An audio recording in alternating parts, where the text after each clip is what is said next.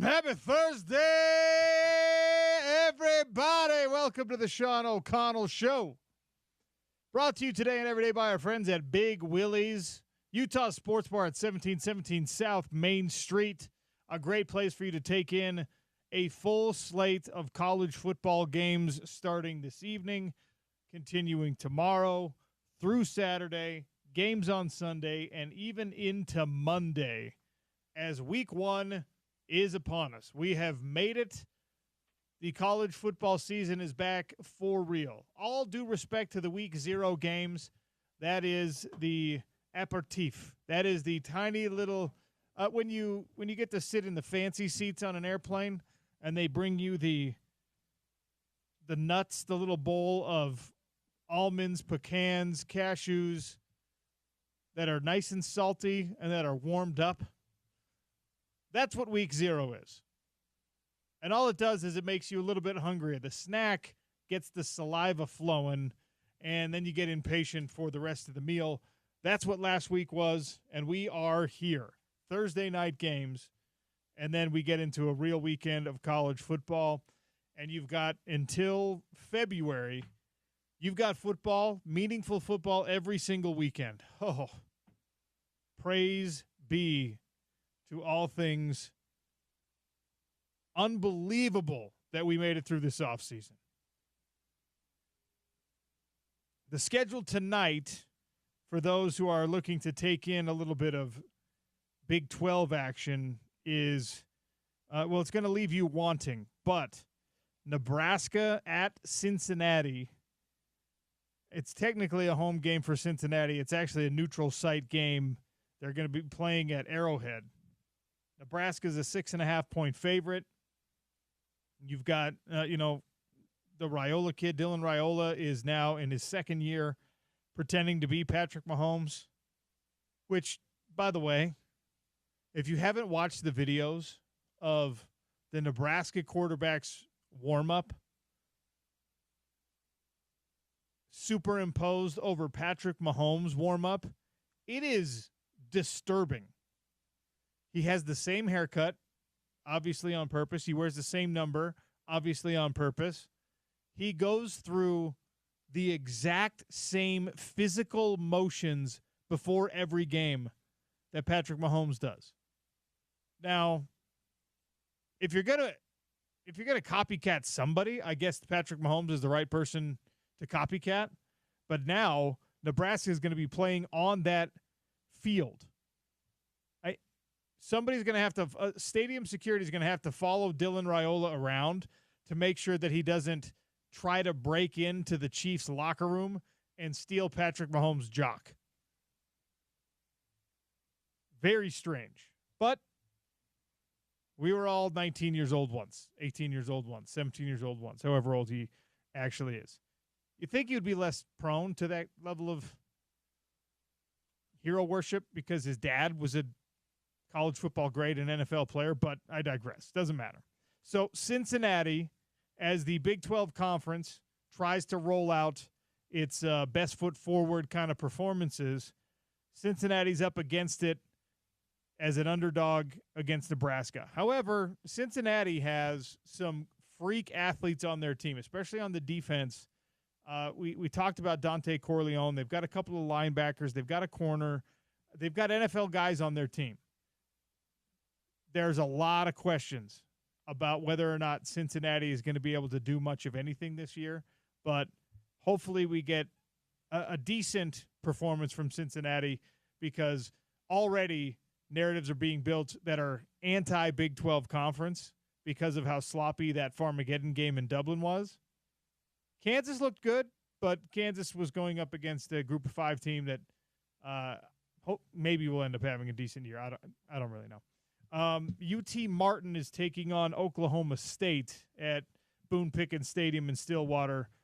Oklahoma State is looking much like Utah for a bounce-back year. Now, Gundy's been in place, as you all well know, just as long as Kyle Whittingham has. Last year was equally disastrous for Oklahoma State, actually a little bit more disastrous probably for Oklahoma State because they ended up having a worse year somehow, even than Utah did. The Cowboys open with UT Martin, a get-right game certainly, and a game that hopefully will start to show you that they're not the underperforming mess that they were a year ago. But you better buckle in and get ready. UT Martin is your week 1 opponent. Oklahoma State in week 2 on the road at Oregon. Ouch. Then you've got Tulsa. Then you've got Baylor. And then the Big 12 slate actually is decently favorable for Oklahoma State. Oregon, you're not going to win that game probably. Tulsa, you should win, but they're tough enough to give you a couple of problems. Baylor, who knows, right? There's a lot of folks out there who think that Baylor is the 5th best team in this conference. There's a lot of folks out there who think that Baylor is the very best team in this conference, and we're just going to have to let it play out. After that, it's Arizona, Houston, Cincinnati, and then the Oklahoma State schedule gets tough. After the Cincinnati game, Texas Tech, Kansas, Kansas State. They finish with UCF on the road and Iowa State. So a backloaded schedule for Oklahoma State. But the reason I'm even paying any attention to it is because you need every team in this conference, in the non-conference slate especially, to look good. The expectations are already incredibly low for the Big 12 conference. The expectation, and we know with what happened last year that sometimes our expectations are thrown back in our face and we're dead wrong about so many things, but the expectation is that there's not going to be a great team in the conference. It's going to be 5 or 6 good teams in the conference, but those 5 or 6 good teams in the conference, as they pile up 2, 3, 4 losses, have to be able to state a case that, like, well, look how good our schedule is. Because these teams in the Big 12 accounted well for themselves in the non-con. Cincinnati, who plays tonight, as does Oklahoma State, as I mentioned, against Nebraska, neutral site game at Arrowhead. Then it's Bowling Green. Then it's Northwestern State. That's an FCS opponent. Then it's on the road at Kansas, and they're off and running. They avoid some of the murderer's row, Cincinnati does, in the conference, but they're here in Salt Lake City in the final month of the season. They've got BYU at home. They're on the road at TCU. No matter how you slice it, these Big 12 schedules, because there's not a lot of separation, if you're one of the better teams in the conference, the not a lot of separation thing kind of sucks.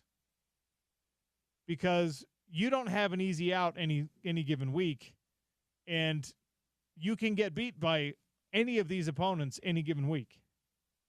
So scheduling, luck, most importantly, health is going to be the main driver of success or not in the Big 12 conference this year. And we saw that with Utah the last 2 seasons, knocking on wood, doing all the superstitious things to try to ensure that this year is different from a health standpoint. Because if this year is different from a health standpoint, I promise you then this year will be different from a results standpoint.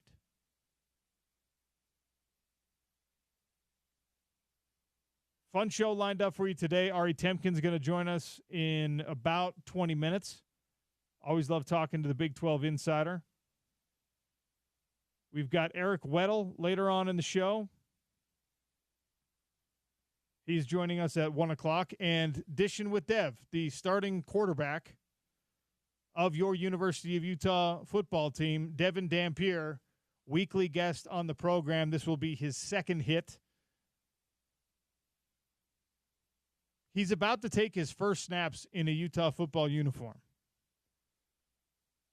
I think we are probably doing some level of injustice to Devin, expecting him to not experience any kind of growing pains. Or maybe you're out there listening and you're far more reasonable than I am. But there are going to be growing pains for Devin Dampier.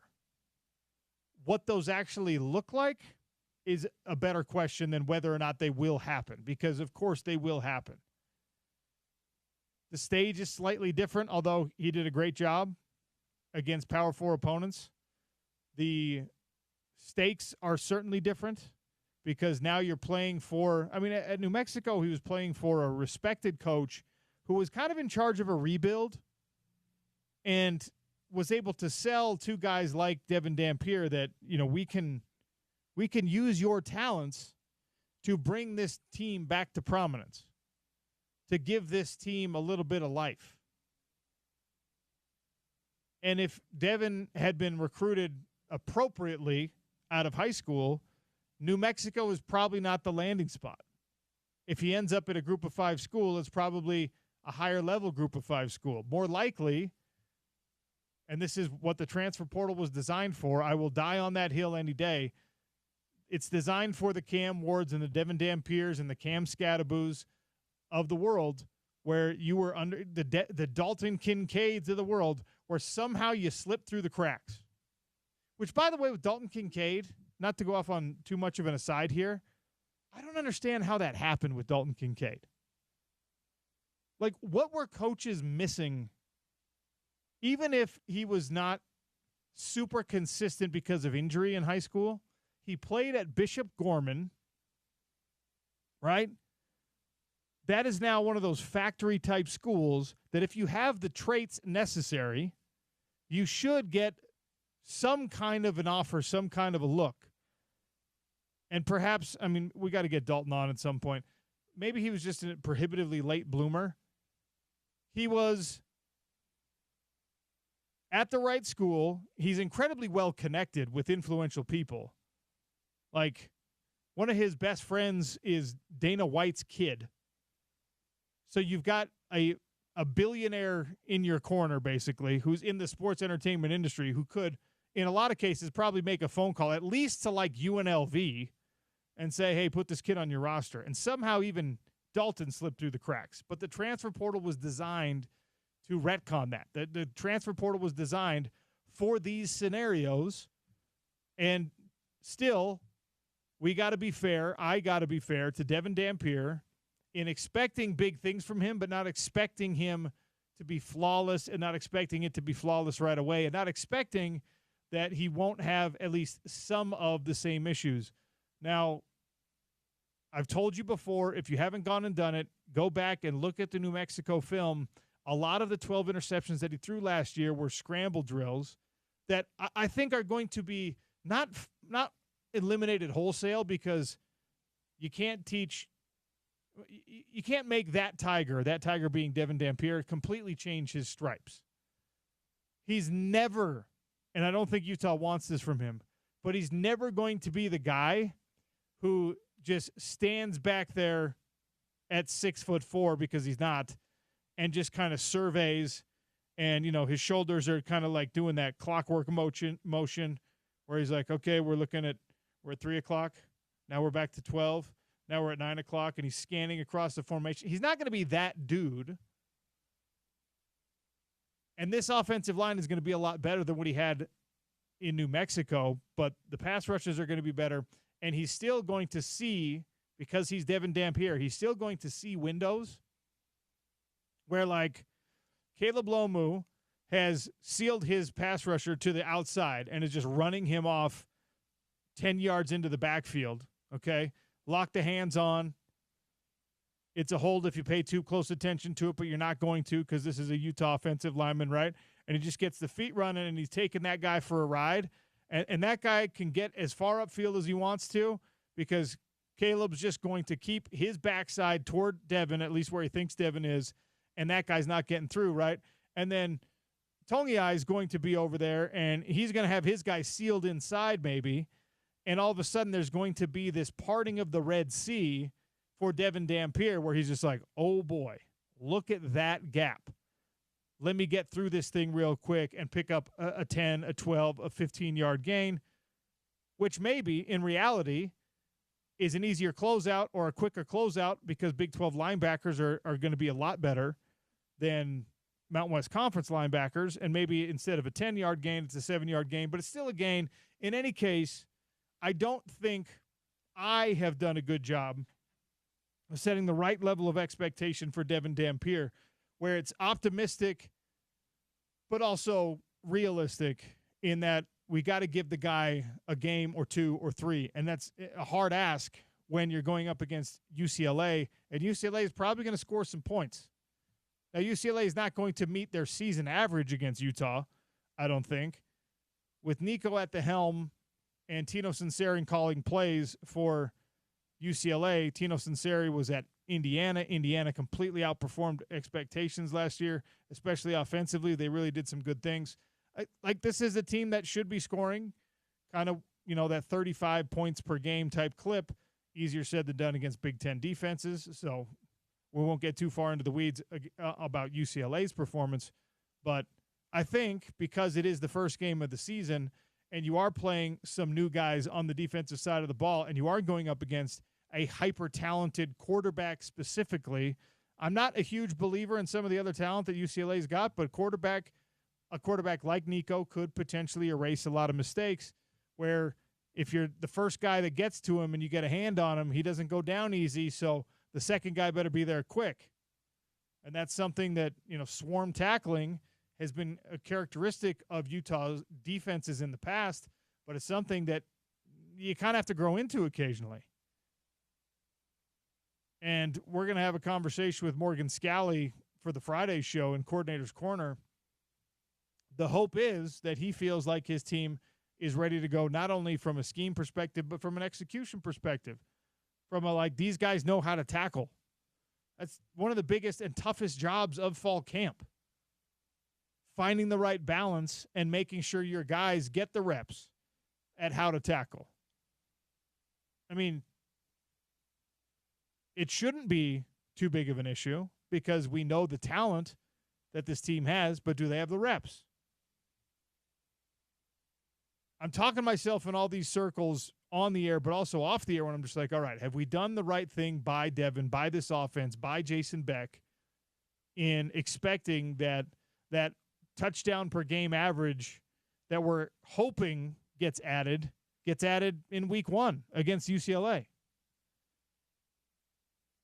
There's not a ramp up. You don't have Portland State like BYU does. Cal Poly is your week 2 game. You have to win your week 1 game. There's no margin for error, even though it doesn't affect conference standings and conference play tiebreakers to any significant effect. Utah football, from a perception standpoint, from a momentum standpoint, from a team chemistry standpoint, belief in the locker room standpoint, can't afford to go and underperform expectations. You are favorites at the Rose Bowl in Southern California for a reason. So 877-353-0700 at Real OC Sports. Tell me your actual expectations, numbers-wise, from this Utah football offense. Are we thinking 400 yards of offense in the first week because it's a slower start, because it's maybe more of a gradual buildup?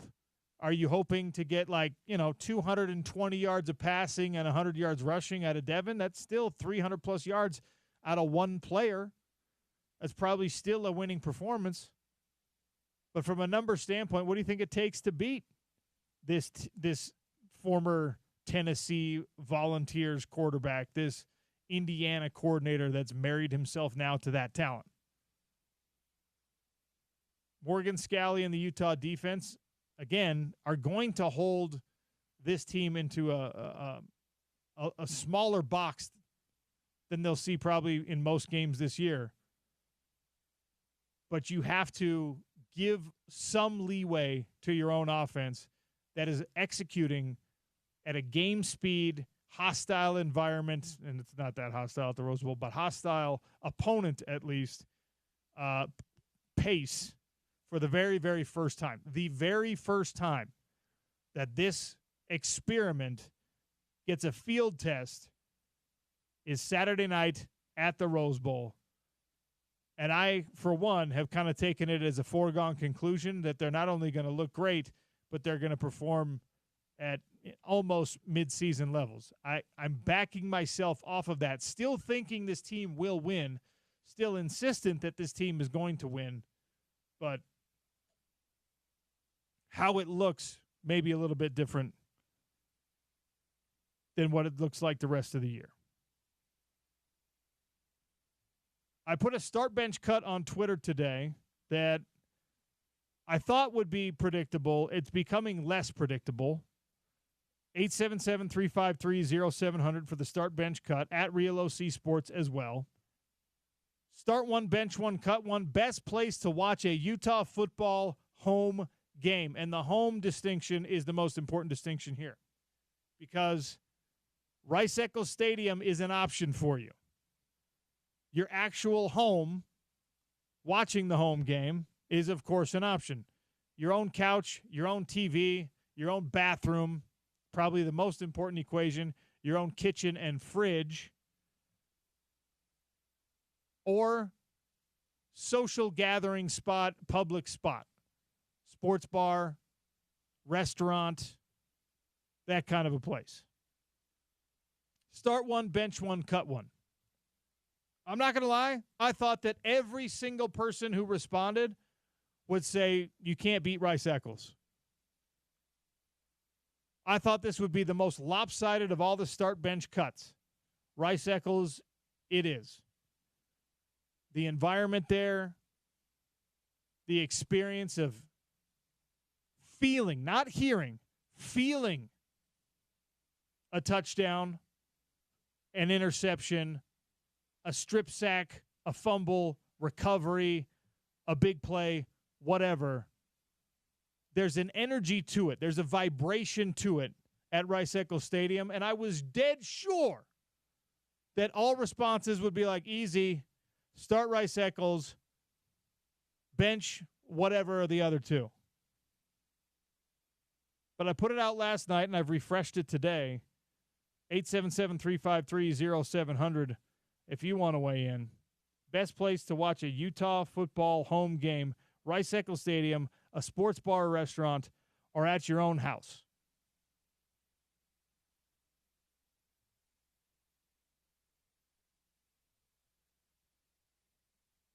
Taking some of the responses from the old tweet machine, there's a lot of people who want to watch a game at home. Rice-Eccles comes in second for plenty, and only one person so far has said the sports bar is the best place to watch a game. Cal Naughton III says, when I get the bar in my basement finished, I can start two of them and bench Rice-Eccles Stadium. You're going to bench Rice-Eccles because you have a bar in your basement?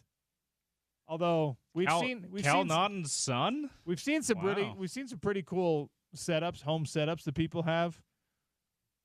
Tweet me yours as part of this question. That might be able to convince me if you've got like the turf, if you've got the red couch, if you've got the drum and feather like neon sign or something, you probably could convince me that home is just as good of a place to watch a game as Rice-Eccles Stadium. But this is a home game, okay? I'm not talking about away games. Of course, away games like that, the travel can be a hassle. Yeah. You get overly invested in the outcome because you spent all that time and money to get there, and then if the team doesn't win, you're just like, what a waste. So start, bench, cut, Rice-Eccles, your actual home, or a bar/restaurant. James Peterson producing, as is always the case. He's rocking a little drum and feather of his own today. Also the Big 12 logo. Yeah. Where'd you get that shirt? Campus store, Red Zone. Here's what I don't like, okay? You know how there's like American flag policy where if the stars and stripes are on a flagpole, you can fly other flags, but you cannot fly other flags above the stars and stripes? Yeah. The Big 12 logo is too large there. It's bigger than the drum and feather. Slightly. It's larger. I need the Utah logo to be the primary, to be massive. If you want to throw a Big 12 logo on there, which I thought we learned that lesson with the Pac-12 thing, but if you want to put that Big 12 on there, you got to shrink it, man. Yeah, it's I guess a little bit bigger. I can't really tell. I would honestly I would have preferred the Big 12 on the other side. Yeah.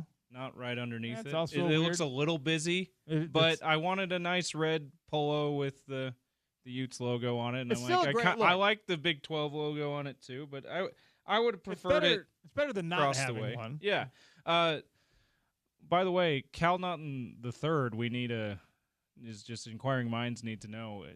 Are you and Ricky Bobby Jr. best friends, and if so, is your catchphrase "take and bake"? Well, hold on. There was no Ricky Bobby Jr. It was Walker and TR. Right, but Cal Naughton in the movie, it's Cal Naughton Jr., so he's saying he's Cal Naughton Jr.'s son. So but now you're adding a son to Ricky Bobby's. Well, yeah. Usually the oldest son would be Ricky Bobby Jr. What's it been, like 17 years? Walker and TR. He probably had another son. I don't know. I guess that would make sense because the Amy Adams character was a new lady in his life. With the different mom, a half brother to Walker and TR. Kevin Darger says start Rice Eccles, bench home, cut the sports bar. We've got several that are coming in like that.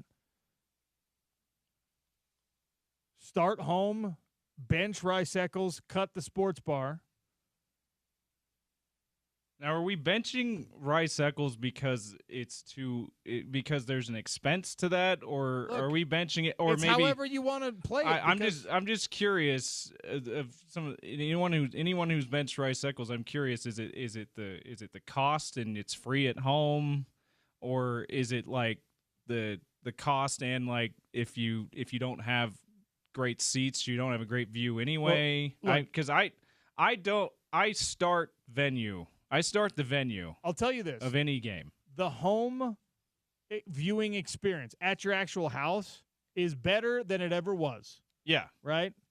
Like, they've done a really, really good job in most cases getting excellent talent to call the games, to be analysts on the games, to be sideline reporters on the games. You have, in most cases, multiple camera views that you just don't get in stadium, right? And obviously, if you're sitting near the top of the stadium, you don't have the money to be sitting that close to the field.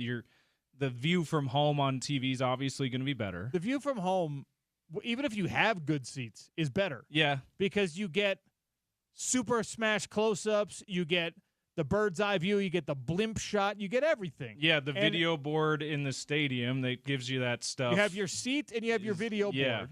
That's true. And it's not everything, right? It's not the same because not all of the camera feeds that go to television also go to the video board. So, like, yeah, you can see your replays. There are some people who don't like being in the stadium. It can be distracting, right? If you're sitting next to someone or near someone who's obnoxious, or you're sitting near someone who's rooting for the opposing team, there's plenty of people who then can't enjoy the game themselves.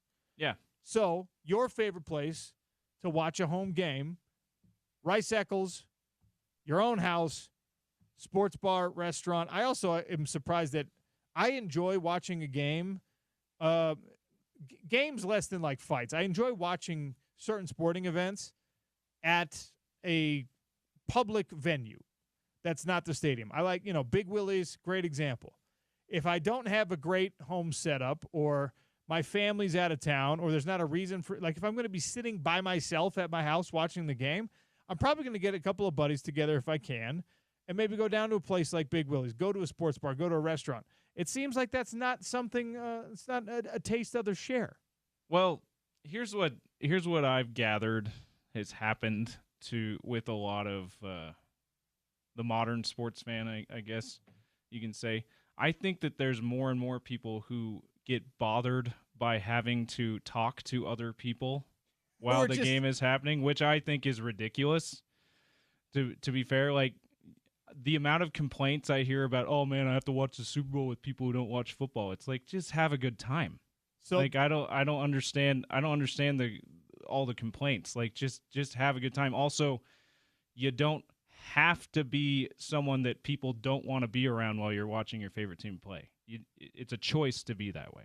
4234, which, by the way, we share the same last four digits. Oh, wow. Hello. 4234 says, start home, bench Rice Eccles. Good portion of the fan base is great. However, there are too many people that are vulgar, yelling obscenities, especially with children around, adult beverages, whatever. Like that. Right. The bad outweighs the good for some people. Also, there's traffic, there's parking, there's the inconveniences. There's a cost for some. That is just part of the experience, and that's totally fine. And I'm still a game day kind of guy, like get myself out there. But you know what? I've only taken my kids to one actual game. We go to the spring game every year. I've only taken them to one actual Utah fall game day. Regular season game. And that becomes problematic when you got little kids. Yeah. Because if you got to walk, I don't mind walking across the whole campus to get to Rice Eccles. When you have a 2-year-old complaining and you have a 5-year-old complaining and you have a baby strapped to the significant other that's getting heavy, that walk across campus, it's like, well, I guess we should have better parking, not just better seats, but better parking, you know? So I understand why people choose other venues than game day, but I'm surprised at how many people are so far on the start bench cut. You know what? Yeah. We got to take a break because I don't want to steal time from Ari Temkin. He's great. He's awesome that joins us every week to talk Big 12.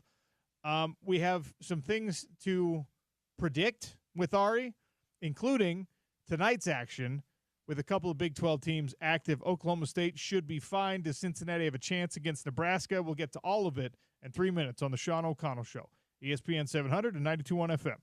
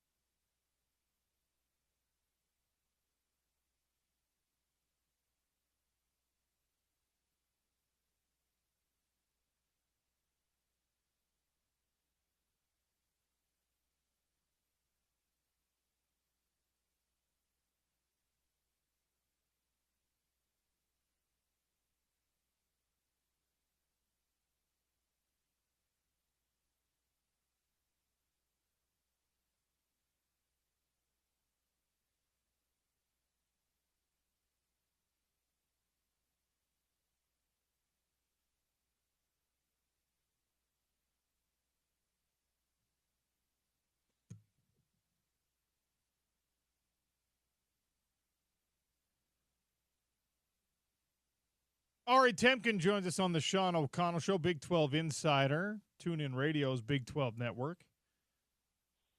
Ari, welcome again to the show. How are you, sir? I'm great, OC. How are you, buddy? Doing all right. Before we get to any specifics on the Big 12 slate, a philosophical question, a lifestyle choices question. Let's pretend you're taking in your favorite team's home football game. You have an option. You have an option of tickets to the stadium, or you can sit down in the man cave. You got your own fridge, your own bathroom, your own whatever, or you can maybe gather a couple people and you go to a sports bar or restaurant. Start one of those choices, bench one of those choices, cut one of those choices, in arena, at home, sports bar or restaurant. Am I paying full price for tickets, or do I get free tickets? No, you're paying for the tickets. Okay. So I'm throwing away the bar. I do enjoy going to game. I don't enjoy paying for tickets to games if it's my team, but I will do it if I have to. By the way, is that how you've always felt, or is this the only negative side effect of working in sports as a job, where you're just like, I don't have to pay to get in like these peasants? That's exactly right. Once you've been there, you can't go back. Yes. And the other part to that too is people are always like, "Oh, isn't it fun? You get to go to like games as the media." And it's like, that's not fun. Like getting a media pass and going to a game is not fun. Going to a game and getting drunk with your friends is fun. Like that's not included with your media badge. So you got to buy tickets for that. But yeah, I would probably say so. I have to bench one, start one, and cut one. You already cut the. It sounds like you're cutting the bar. I'm cutting the bar. I'm starting watching from home with friends, and then I'll bench going to the game. But it's also a little bit different because I live in a city that I can't really go see my team when I want to, professional or collegiate. So, that includes like travel. Like I'm going to Vegas. I'm going to Vegas this year to see my Bears play the Raiders. So like that'll be a fun experience. But the cost of that is far exceeds anything I really should be doing. And then when Kansas comes through, if they go to like TCU or something, I'll probably make a choice to do that.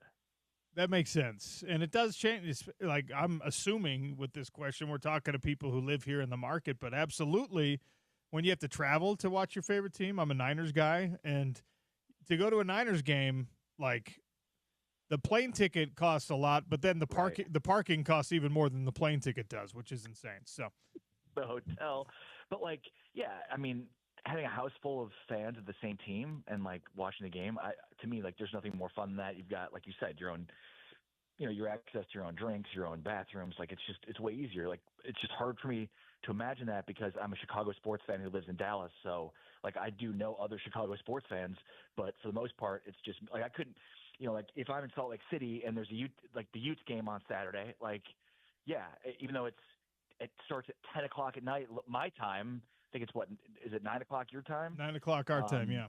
Yeah, it's ridiculous. But that's if I'm living in Salt Lake, like I'm loading up my house, getting a bunch of people, like that is the most fun thing to me in the world. All right, let's talk about the opening slate for the Big 12 Conference. Tonight you've got UCF in action. You've got Oklahoma State in action, and then in a Power 5 matchup, Nebraska-Cincinnati at a neutral site. Do the Bearcats have any real chance here? They are 6.5-point dogs, according to the line I'm looking at. Yeah, I think they do. It doesn't feel like Nebraska thinks that Cincinnati has much of a shot, but I absolutely do.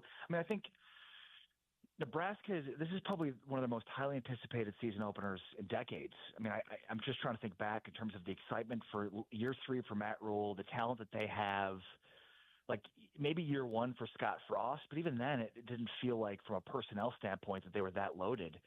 So from the Nebraska standpoint, like it almost doesn't matter who they're playing as long as, if it was a Big Ten or an SEC school, maybe it'd be different. But like they feel like they're just going to run roughshod over them. And especially considering it is short distance travel to Kansas City from Omaha. On the other side, it's year 3 for Scott Satterfield. I would say from a talent standpoint, this is as talented as the team as he's had. The issue that they had last year, and it was well documented and talked about at spring practice at media days, was they just didn't have the weapons. And so over time, when you look at what Sorsby's numbers did, they tanked. He he was one of the 5 best passers in the Big 12 the first half of the season, and then he absolutely tanked, especially as a passer. Most of his stats came as a runner, and he didn't say this, which credit to his leadership for not saying it, but Satterfield did. Like, he didn't have the weapons down the field that he trusted to get open, and so he just wasn't throwing into small windows, and so he was just taking off instead. And that was a recipe for disaster for them. So they feel like they've really done a good job on the outside, and so that should really, in effect, make Sorsby a much better passer. I mean, Sorsby was good last year. He just tanked at the end of the year again because he didn't trust his receivers. So we'll see how much that's fixed. They also have the best tight end, arguably the best tight end in the Big 12, and Joe Royer, who broke Travis Kelce's single-season pass-catching record last season. I don't know if that guy's been in the news lately, but feels like that's relevant. And, on the defensive side, they've spent a ton of money. I shouldn't say that. They've spent some money, and they've overhauled their defense through the portal. I really like what they did in their secondary with Matthew McDoom, which is why I've called them the McDoom defense.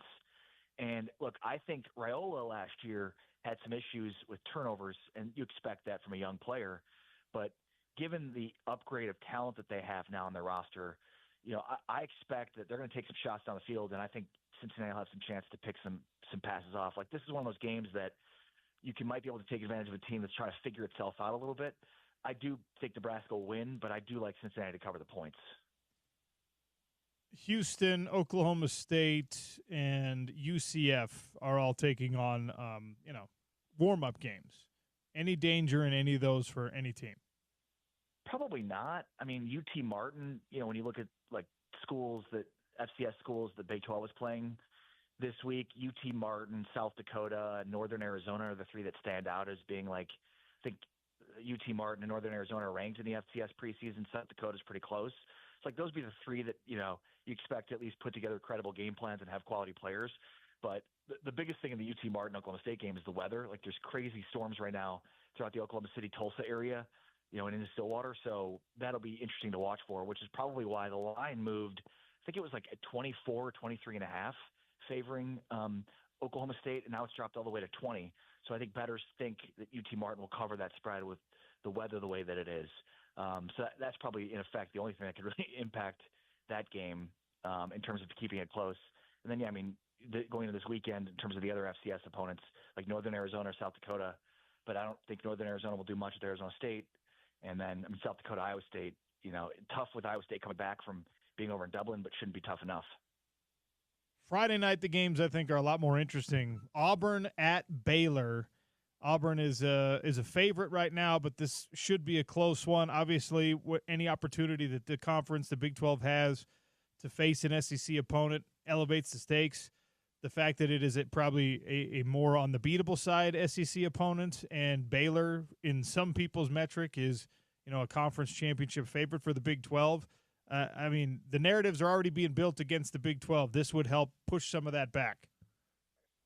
Yeah, I would say this is one of the most intriguing games of the weekend. I think the biggest game of the weekend for the Big 12 is the one on Monday night, but the most intriguing game for the Big 12 is this one because of what you just said. Like SEC perception is, Auburn will get this win. And I think that's the reason that Auburn is favored in this game. I think the wrong team is favored because Vegas doesn't realize how good Baylor is, and they're just looking at, it's Auburn, it's an SEC team. They should be favored in a game against Baylor, even though it's at Waco. I picked Baylor to win the Big 12 this year. This was, the best team in the Big 12 down the stretch of the season, winning 6 straight to finish it out. They had the most explosive rushing offense, in the Big 12 and one of the best in college football. I expect their passing offense to be improved this year with more weapons and another year with Jake Spavital and Sawyer Robertson together.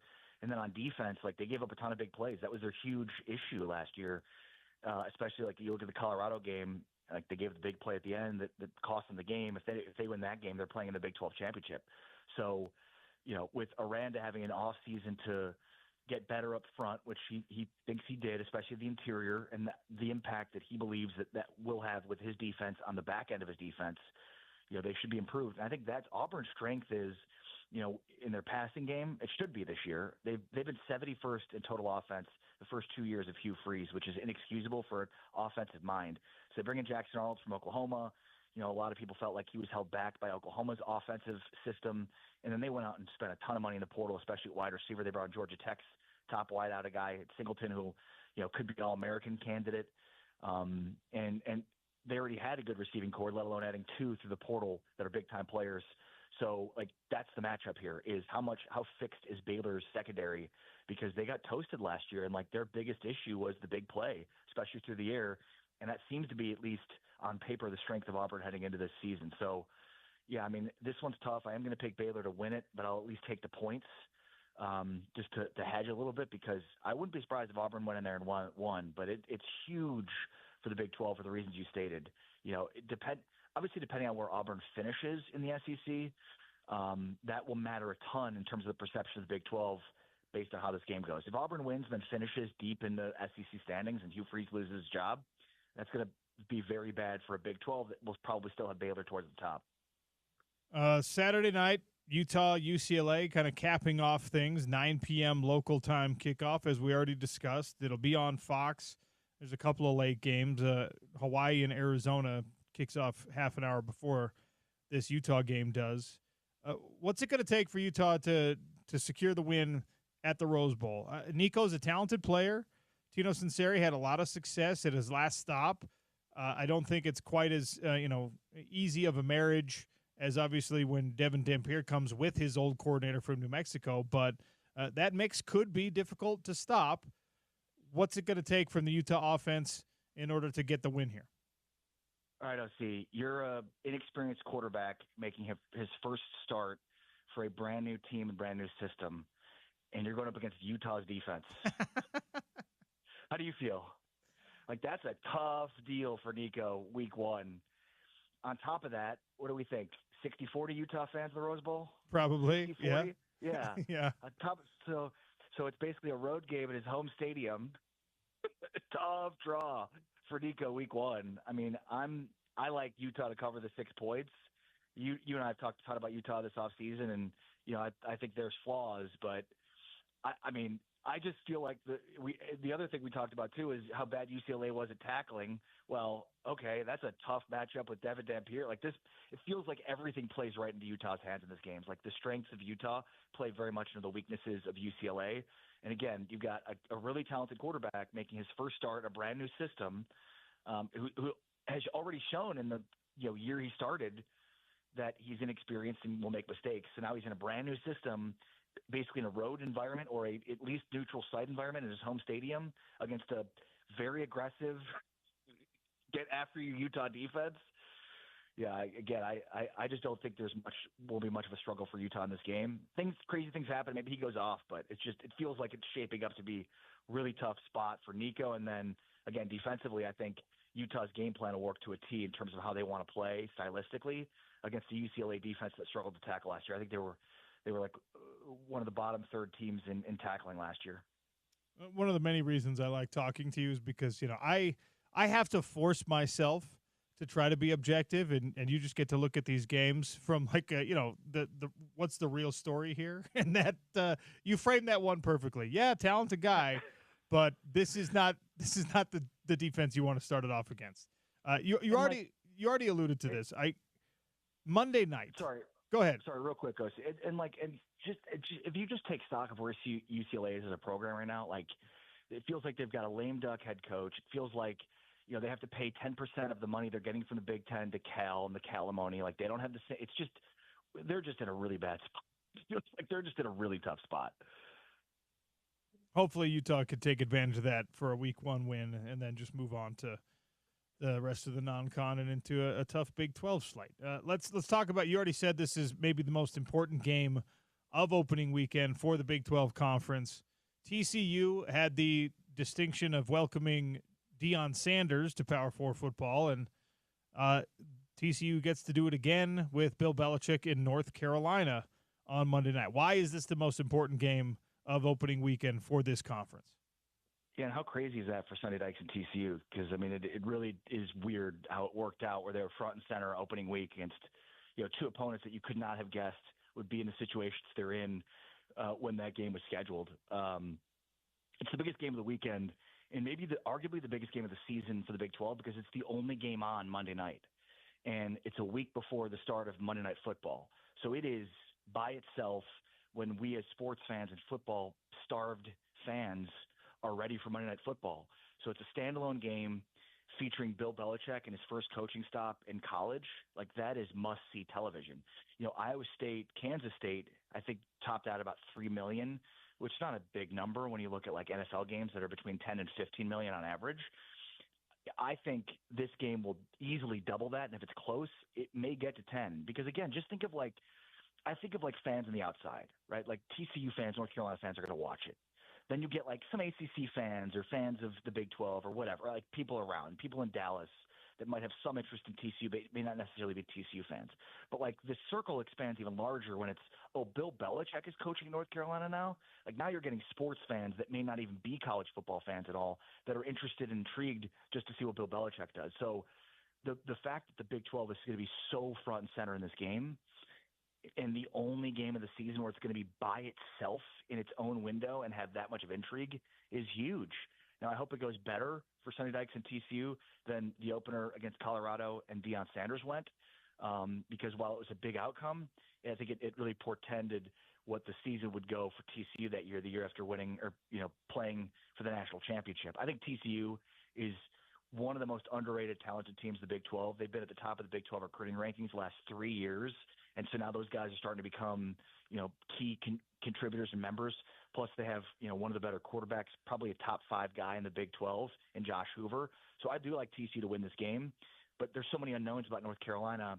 And amazingly, they didn't name Max Johnson the starter, the former number 1 overall recruit. Instead, it's Gio Lopez, the transfer from South Alabama, who's a dual threat guy. And, it's interesting because Sonny Dykes was talking about at media days, like we don't really know how to prepare for them, but he thinks like going back and watching the film from the Patriots when Cam Newton was their quarterback is probably the best way to go about it, because Belichick's not the type of guy that's going to be changing a ton. He's kind of a meat and potatoes football coach, right? Like what you see is what you get, and he's not going to change or evolve much because it's worked so well for him for so long.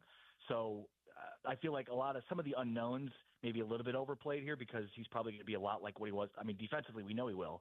Offensively, too, probably there's a precedent there. But yeah, I mean, it being by itself on a Monday night, the week before Monday Night Football starts, and people are starved for football, plus it's Bill Belichick, it's going to put the Big 12 in the middle of, the crosshairs here.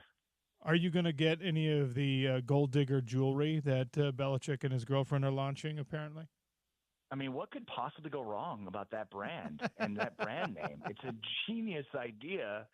She just apparently is just churning out genius idea after genius idea. It's crazy. I mean, OC, the one thing I'll say is it's undefeated. It remains the undefeated heavyweight champion of the world, and I hope I don't have to say what it is, but it is undefeated. It even defeated Bill Belichick. And that was crazy to think about, because this is a guy that never let distractions get the best of him. But from what we've seen so far on the sideshow that this whole situation's been, I just can't imagine this works out well. Yeah. Well, we'll be here for the soap opera, and we got real football to pay closer attention to. Ari, you're the man. Appreciate your time, as always. You're the best, OC. Talk to you soon, brother. Ari Temkin, Big 12 Insider. You could check him out on TuneIn Radio and the Big 12 today there. Part of 31 Days of Football brought to you by Baskin-Robbins. That's a great football conversation about the Big 12. And that's now we're into the main stuff. We're just a couple days away from the season starting for Utah football. For the Big 12, it starts in earnest tonight. Friday night, you got big games. Saturday, you got big games. Monday night, you got a big game. Come on, baby. 31 Days of Football brought to you by Baskin-Robbins. All right. You know what? We've got Dishing with Devin. That's starting at noon, so we'll double up here. Devin Dampier, Utah football starting quarterback, is next on the Sean O'Connell Show. ESPN 700, 92.1 FM.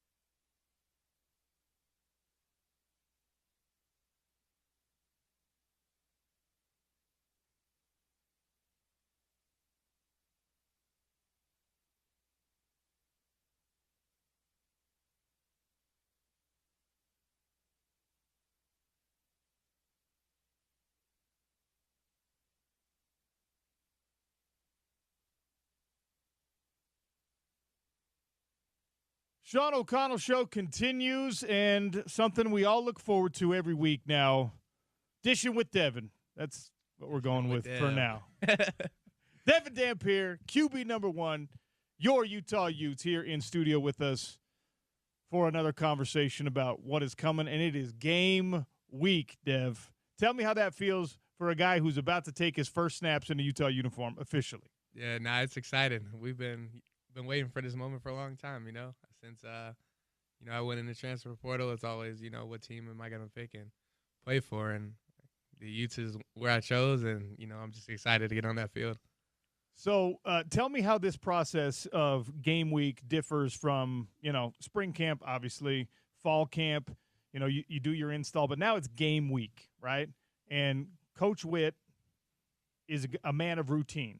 So tell me what this process has been like, how similar it is to what you were doing at New Mexico, et cetera, when it comes to the actual game week preparation. Yeah, I think the preparation is very similar. I think Coach Witt gave, Coach Beck kind of the freedom of the offense just to run things the way he likes. And, we've kind of continued in a way. But obviously, you go against the opponent, just a lot more film on, what you're going against and, just going against different coverages, what you could possibly get in the game, and just be prepared for any situation.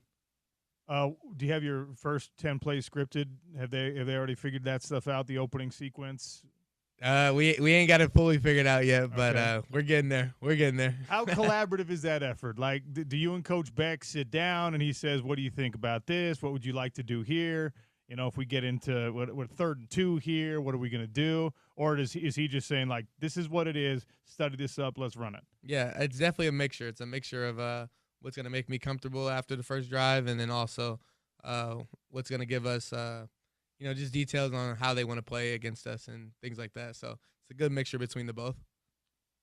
How do you handle mental preparation? Obviously, the practice and the film study and all that stuff is somewhat dictated by the coaching staff. But you as an individual, like some guys are big into, personal mantras, visualization, whatever it is. How do you handle your own individual mental preparation? Yeah, I think throughout the week, just definitely looking at film and, just being able to see yourself making plays and being able to hit throws and just things like that, just mentally see yourself doing it. But mentally, I try to stay away from football, like outside of my time. And then obviously it's hard film. And then, after I feel like I put in the hours that I needed to that day, I try to stay away from it. Just try not to let it overfill my mind that, the big game's coming up. Well, I mean, for us fans, there's this level of anticipation, right? And I think you can sometimes fail to appreciate it. It is for you all. It's a full-time job. And every one of us, when we have a full-time job, we want our break. We want to get away from that thing, whatever it is. So what is the break time for you? Are you playing video games? Are you cooking? What is the thing that takes football out of your brain? Yeah, it's definitely been with my friends the last, just couple of days for sure. We go get eats. We find somewhere to go eat and just talk, be boys. And then I tend to always call my family too. Just check in. My brother's at Jacksonville right now, and my parents and little brother's in Arizona. So it's just always good for us to hop on the phone and just talk a little bit. And they know to not bring it to football, because I would imagine, like, if I'm your friend not on the football team and we're going out to eat, I'm probably sitting down like, all right, what's the first play going to be? Like, if I don't know, your uncle or your brother or something, when you make that phone call, I'm probably bugging you about football. Yeah, no, they definitely they never overdo it for sure. My parents are always, obviously they care just as much as me. Just how's practice today? Are you excited? Is everything good? And then we just talk about whatever. Have you noticed a major difference in your teammates, especially the guys who've been at Utah longer than you have, when it comes to this week now, flipping that switch into game mode, into game prep mode, versus what you've already experienced in the overall preparation? Yeah, I think just fall camp allowed people to already kind of get in that mindset. I think we try to activate that mindset earlier, just so when game week come around, people don't just change up and stuff like that. So I feel like we've been very consistent. Energy's still just been as high as first day of fall camp. So it's been good practices. Devin Dampier is our guest here on the Sean O'Connell Show, Utah's #1 sports talk. Culligan Water of Salt Lake City presents Experience the Culligan Difference. You can see, by the way, the new Culligan cooler in our Broadway studios if you're watching us on YouTube. Uncommon Education Trading. Trade smart, be free. If you're looking for some day trading advice, check them out at Uncommon Education. Polylift for your concrete lifting and piering. Who am I forgetting, James? ARUP Blood Services, of course. Give local, save local. Everyone wants to jump on board the Dish It with Dev. We got the sponsors. All right, let's talk about UCLA as an opponent. Now, coming from a group of 5 school, we expect that this level of competition will be higher. But it's not like you didn't play. You played Washington State, you played Arizona, you played Auburn. These are all established P4 programs, although poor Washington State got left in the dust with the whole realignment thing. I know. So you have faced this level of competition in the past, but what are you expecting from UCLA based on your own experiences against Power 4 opponents in the past and, of course, the film that you've watched?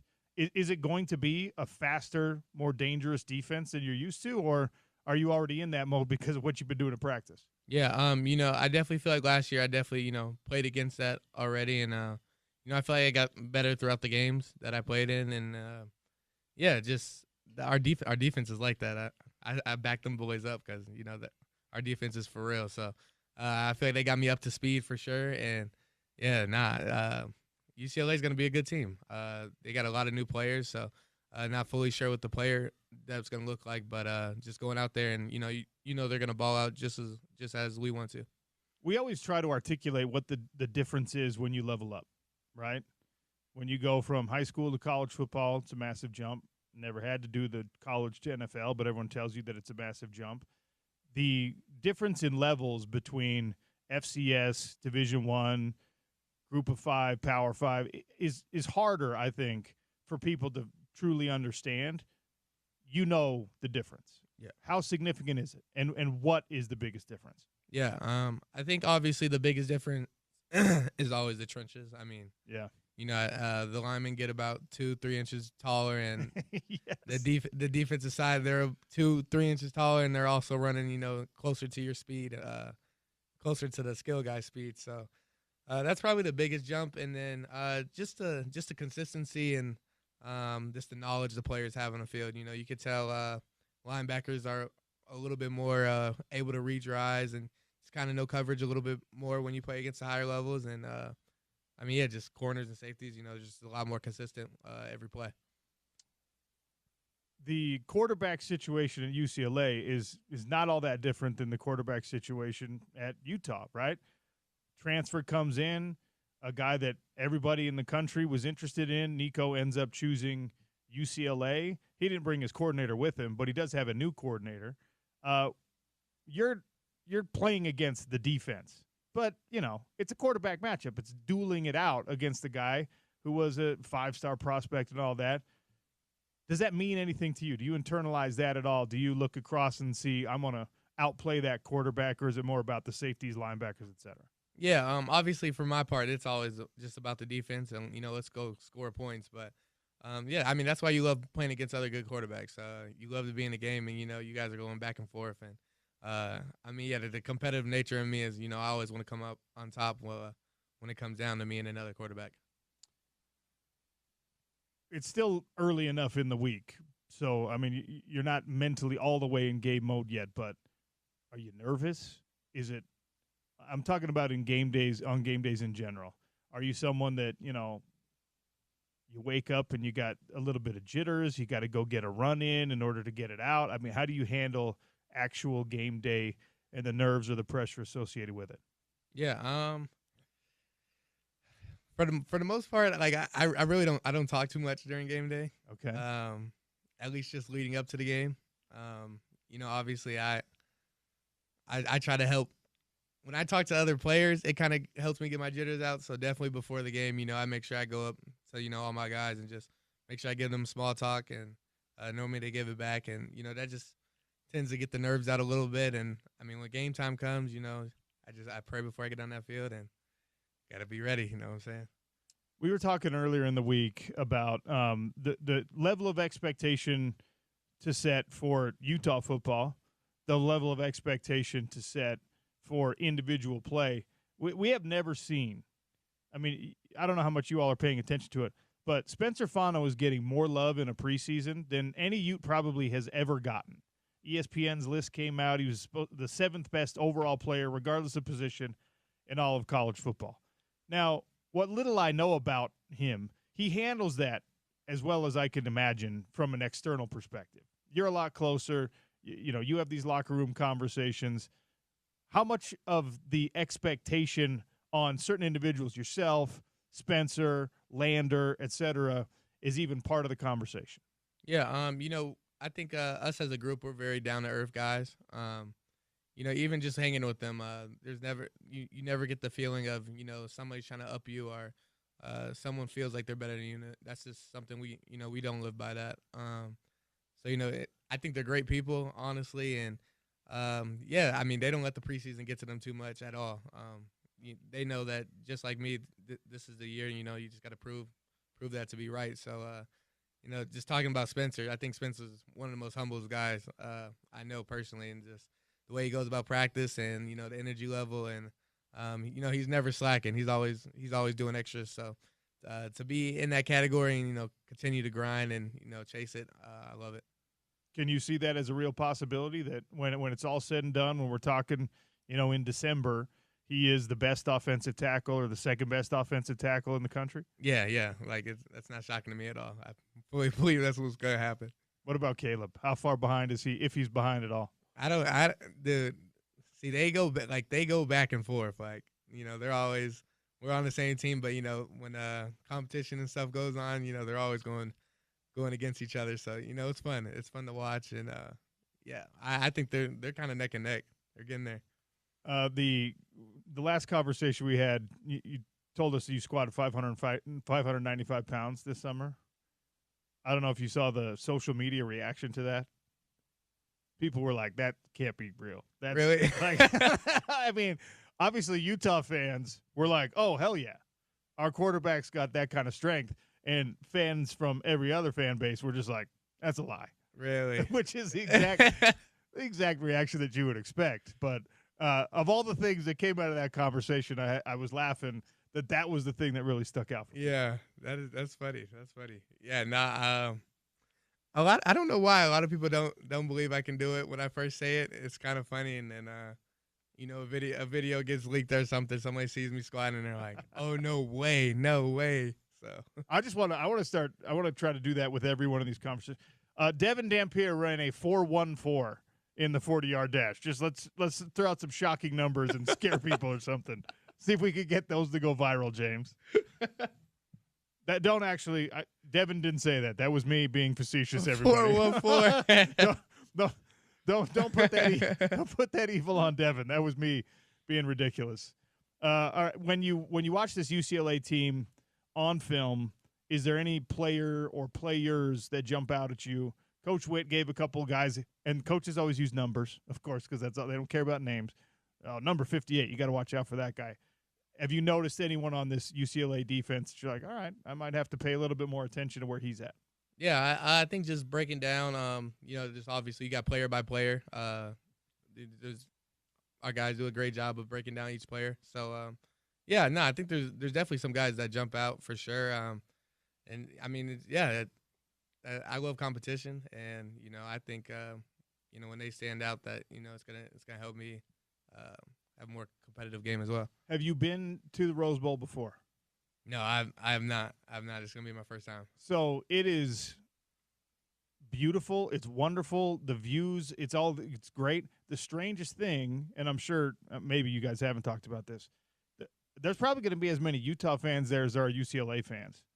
UCLA does not travel their fans to their home games. It's weird. It's an hour away from campus, and I don't know. It's Labor Day weekend. It's going to be strange. So even though it's a road game, I expect that it's like kind of a neutral environment for you. Have you thought about that at all? Someone just told me the other day that UCLA is like 40 hour away from campus. So sadly, a lot of students just don't go for them, which it is a drive. But hopefully, it being a late night game, first game, you expect them to get a little bit of something. But yeah, I heard you fans travel great, so I'm excited to see what that looks like. Do you know what the uniform is yet? I got an idea. I thought it was red, white, red. Okay. You get to help decide, right? The leadership council. Our captains do. Only the captains. Yep. Our captains handle that. Do you like put in a good word? Be like, yeah. I just make sure it's not terrible. You know what I mean? I let them handle it. You know, they earn the captain roles, so you know they make the decisions. But I just make sure it's not nothing too bad. I guess captains were announced after our last conversations. Is that how you voted? Were those the 4 guys that you wanted to be captains? Yep. They earned that at the beginning when I first got here, and you know they definitely earned it throughout the time I was here as well. How do they handle it? What is the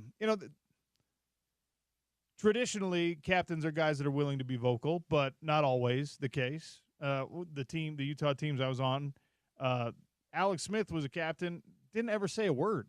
He was a quarterback, and he wasn't very vocal. You know what I mean? Hardly ever spoke. Morgan Scally, the defensive captain, he was the loud guy. So how do they distribute that amongst themselves, those four official captains? Yeah, I think the biggest thing about all 4 of them is, you know, they're the same guy every day. And I think consistency and just being able to be the same guy every day, that means a lot just to your leadership and your character. And, I just think, you know, they carry themselves well, and they're able to bring people along with them well as also. So just to be able to lead the groups that they do and how the group responds, it's great leadership. How has Coach Witt been during this game week? Is he exactly what you expected he would be now that you're rounding into the actual season? Yeah, you know, I think Coach Witt's a guy that you know, he doesn't let us slack at all. He's always honest for sure, but he's a little bit more relaxed, which I thought he would be. You know, just he's been in this for a lot of years. 21 years. He knows what he's doing, and you know he doesn't question what he sees in his team right now.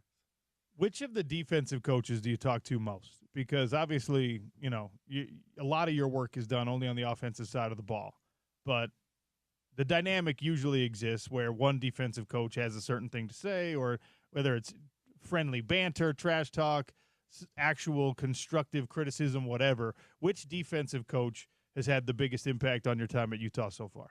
Yeah, it definitely swings between Shaw and Scally. Okay. Those are definitely the defense coaches I tend to talk to most often, just if it's about general talk or football questions. Yeah, they're always right there in my corner.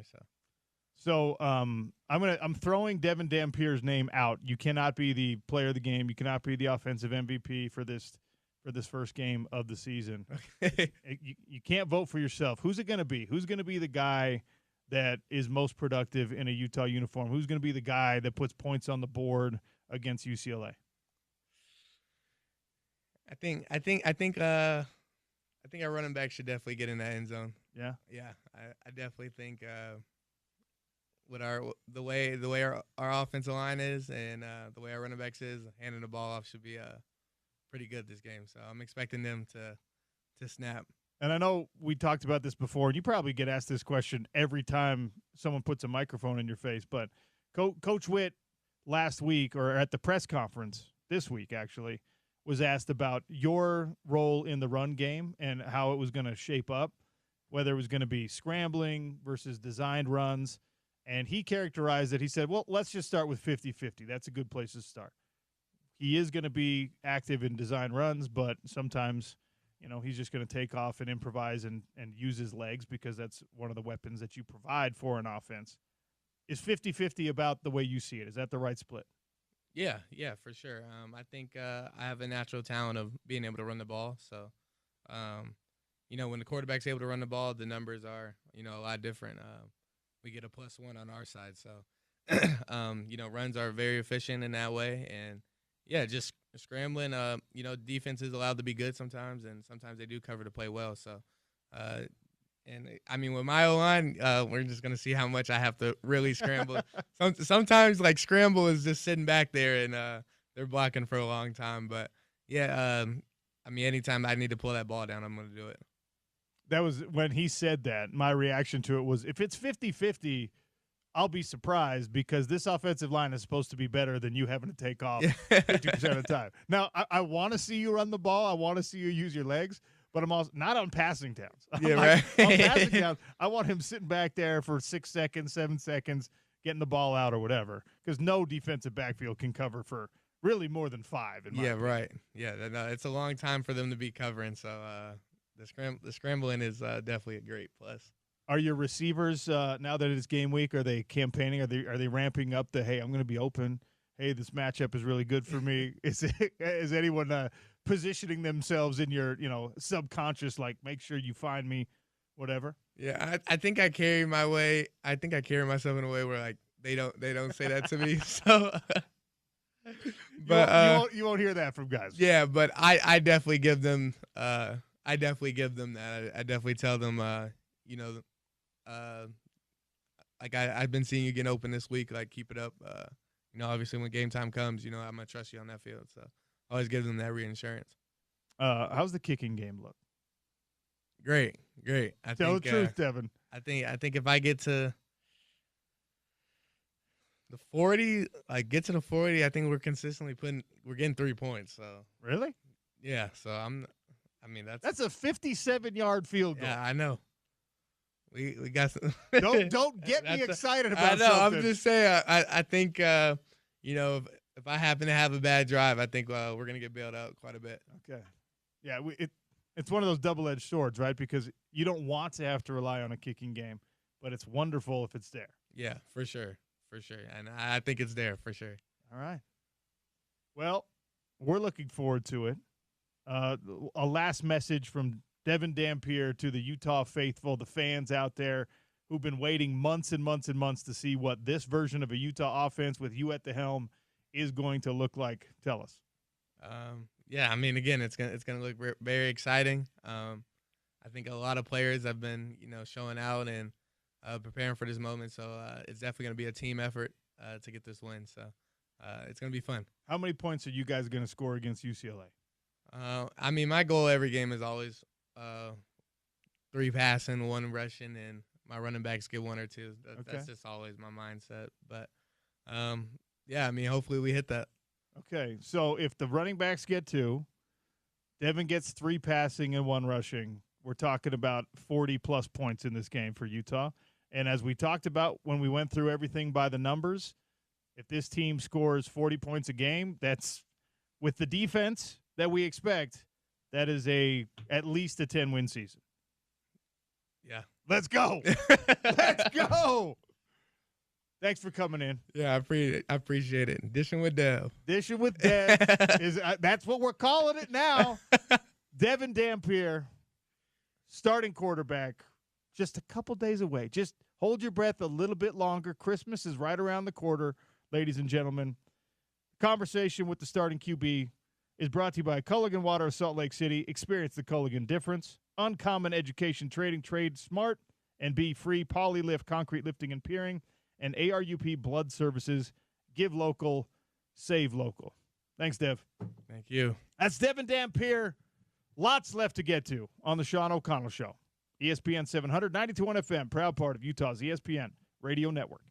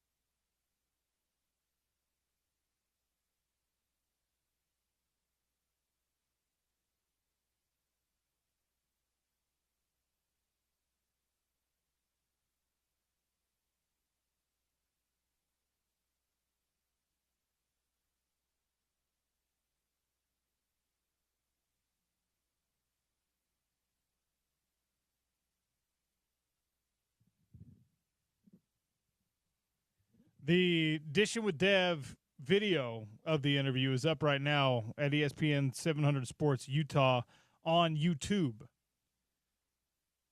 Click the link on the ESPN700sports.com webpage. Download the ESPN 700 app. Follow us on YouTube at ESPN 700 Sports Utah. The starting quarterback for the University of Utah, Devin Dampier, joined us. We recorded the conversation. One thing that didn't make it to air, didn't make it to the conversation, and this is going to be part of our news dump brought to you by Valley Plumbing.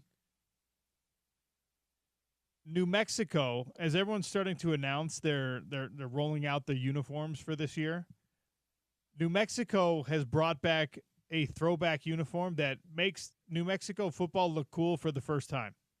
Have you seen these throwback uniforms? They're turquoise. I'm pulling it up right now. They are gorgeous. I mean, I've never liked the New Mexico uniform. I've never liked the New Mexico colors, going all the way back to when Utah was in the Mountain West Conference with New Mexico. They've never looked good. San Diego State had some cool uniforms. Obviously, BYU and Utah look good, especially when they're going up against one another. We've seen Boise State with some cool stuff. Utah State's had some good stuff. They were one of the first teams that really kind of like adopted the gray alternates. New Mexico was bringing back these throwback turquoise alternates. Why did they let them go? I mean, we made some bad That's design sweet choices in the 80s and 90s. Yeah. And even the early 2000s. The American aesthetic, it was like you were trying – graphic design was becoming more of a thing, and people were just like, look what we could do now. Look at these bold colors we can synthesize now and make nylon uniforms look like this. I don't know. The turquoise uniform, I didn't even know they existed in New Mexico's past. I didn't know turquoise was part of the color scheme until just now. They've been red and white and black. And they've got the white helmet for this this old New Mexico throwback uniform has the stylized sun, right? From the the Native American iconography or whatever. Which is perfect for Beautiful. New Mexico, the Beautiful. state, land of enchantment. Yeah. That's the perfect addition to these uniforms. Also, I don't know if you've been paying attention, NFL season, just like college football season, ramping up here, and the NFL No Fun League has, for a long time, they've been resistant to alternate uniforms. Have you seen the alternate uniforms that have been rolled out by the NFL? I'm sorry to say this, NFL fans. They're called there's a series. What is it called? The rivalries jerseys. The rivalries jerseys. I was going to say the baseball and basketball have been doing. Baseball calls it City Connect. NBA calls it City Edition. I was wondering if it was a city type. And look, we've had some really cool and some disastrous ones in both Major League Baseball and in basketball. I feel like especially baseball. I really hate the City Connect, except for Boston's done a couple of good ones. They had the marathon color ones, and then this year's with the ode to Fenway Park. They're green with yellow representing Pesky's pole. Like, those are sweet. Most of the others, I'm like, what you had? There's nothing cool in your city. You couldn't have made your city look any cooler than this. Like, this is ridiculous. The NFL, I'm sorry. So far, you suck at alternate uniforms. The best one, they did the Color Rush. You remember the Color Rush games? They usually are the Thursday night uniforms. Yeah, are those where is that the same as where they get to be more expressive with their cleats and stuff, or is that something different? No, that's My Cause, My Cleats. My Cause, that's what okay. That's which is cool. That's like those a charitable are cool thing. And they're for charity, so it makes it even cooler. But it looks cool too. Yeah. Yes. Well, the NFL is rolling out these rivalry series uniforms, and they're just not good, man. Like, the NFL does everything so upper level, so top of the echelon. Like, it's just all of it is so well executed that I'm actually shocked at how bad it's been with the alternate uniforms, the alternate helmets, the blackout stuff. Like, you guys know my thoughts. I've aired a grievance on this. If black is not part of your color scheme. You can't have a blackout uniform. The Jets have done a Gotham City football rivalries uniform, which, okay, lean into this, okay? If you're the Jets, it just doesn't fit. They're just ugly. They're bad. How you did not find someone who worked for the Oregon equipment room for a long time, or how you didn't find someone who's been an elite designer at Nike or whatever, you're the NFL. Everyone wants to work with you. You have more money than you know what to do with. You can pay whoever the best, the hottest, the brightest young design mind is in order to help you with these rivalries, Nike rivalries, alternative jerseys and alternative uniforms. And they're not good, man. Even the San Francisco 49ers one, which is probably the best one, is black. There is one spot of black. Yeah, why not gold? Dude, why not? You're the 49ers, as in the gold rush. They almost got it right, James, because they went with the saloon font, right? The old school. Yeah, that fits the aesthetic for the team. You don't like the Rams one? I kind of dig the Rams one. The dark blue and the lighter blue with the Rams horns on the side. Okay. I'm not going to lie. I thought that was black. It looks like it's blue, a dark blue. Like a navy blue? Okay. Yeah. All right. Rams. You did okay. Dolphins went blackout. No, thank you. Although the Buffalo Bills went icy white, which I guess that'd be cool if you rolled it out in one of their blizzard games. It's just camouflage at that point. Nobody can see you. The Patriots one, they tried to do the same thing. It's like an icy blue because they're nor'easters. I'm like, okay, that just looks like a lighter version of your uniform, except no red, I guess. Like, not a fan. That's the thing. Like, you have to take a risk and make it look different from your regular uniforms, or else it's too boring. But also, if you go too far afield with it, it looks awful. So that's how I feel at the Patriots one. I'm like, it doesn't look bad per se. It's just boring. You might as well wear your own uniforms. In any case. And these are going to be against division. They're going to wear them against division rivals, presumably. Rivalry series. I'm assuming. I don't even know what game. Because I don't like them, so I'm not going to pay any more attention. He doesn't like them.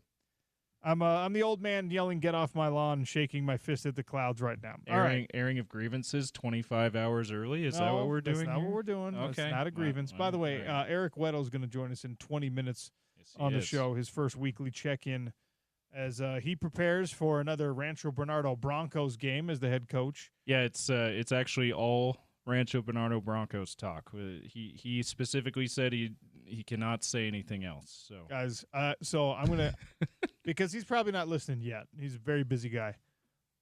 I'm gonna tell you that I'm gonna have to find a way to not overdo it on asking him about his son and the football player that his son is turning into. Gage Weddle, the only son of Eric Weddle, man. He is coming on the scene. Is going to be one of the best players in his class nationally, and is already an absolute he's a sophomore in high school. He's a monster. On offense and defense, by the way. He's a heck of a quarterback, and he's a great safety. And watch, I don't know the kid very well. I know Eric. I don't know his children all that well. Everything that you hear about him and everything that you see on film, when he scores a touchdown, he just trots the ball to the referee, hands it to him, shakes the hands of his teammates. He's not pounding his own chest. He's not look at me, look at me, look at me. He's a throwback, and he plays like his dad, but he's bigger than his dad. He's 3 inches taller than his dad. It'll be really interesting. We talked off air about this. You were cluing me into just how good he is already as a sophomore the other day. It'll be interesting to see at the next level in college if he's going to be quarterback, if he's going to be safety, if he's going to be athlete who also plays defense. Look, it'll be interesting to see because it seems to be that he could play any of those roles and excel at it. If that's the possibility, and it seems like it is, then probably quarterback is the direction he would go, because that is the most sustainable position. You can usually play longer than you can at those other spots. You get Certainly paid more. Lucrative, yeah. But you also have to be really good to get that lucrative potential from it, which he like you said, he's trending that way. He's already got offers from Utah, from BYU. He's getting offers. He's going to have offers to everywhere when it's all said and done. I mean, being a Southern California kid, I'm sure USC, UCLA have already called him. It's going to be wild. So I'm going to have to, because I want to talk Utah football with Eric.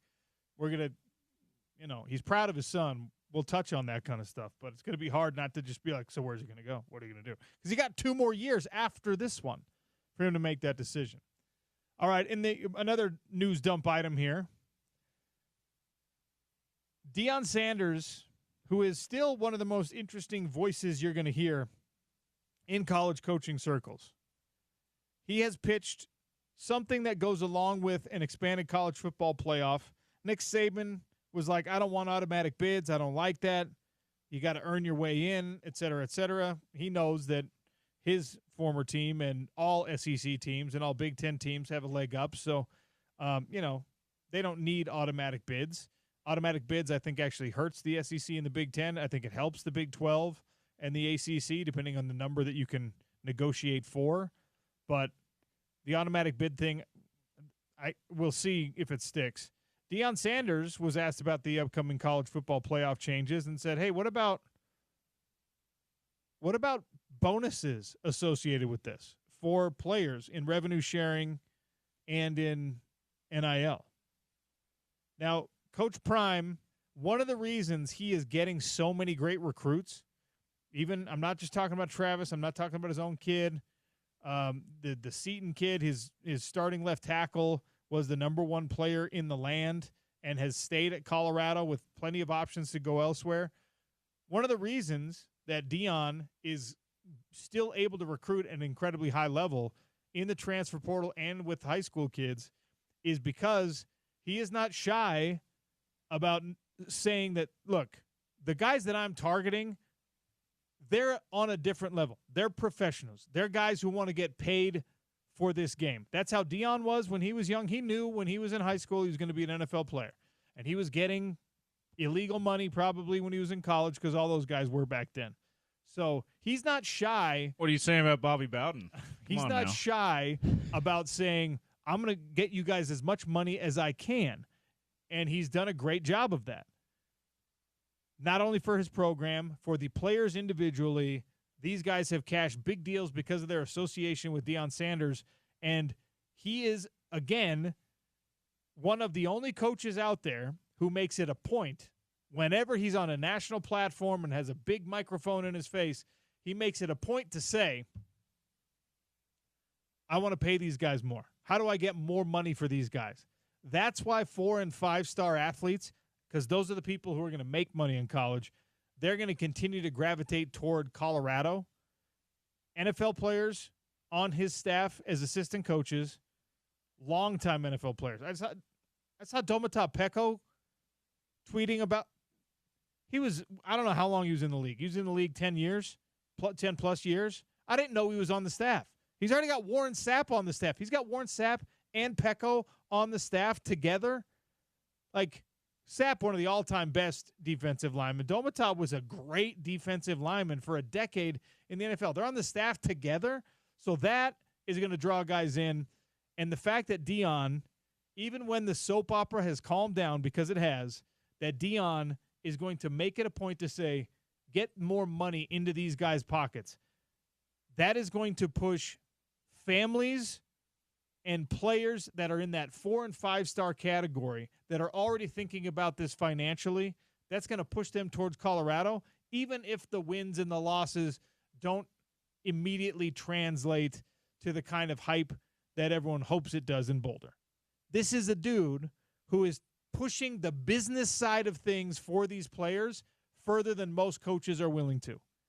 And he's got the platform, and he's got the reputation, and he uses it to the benefit of his own recruiting and, by extension, to the benefit of his own players by saying, if my team or any team makes a college football playoff, that player should make more money. If we win that college football playoff game, those guys should make more money. It happens in the pros with playoff checks. You get more money. Players' salaries across the major sports, American major sports, those are for the regular season.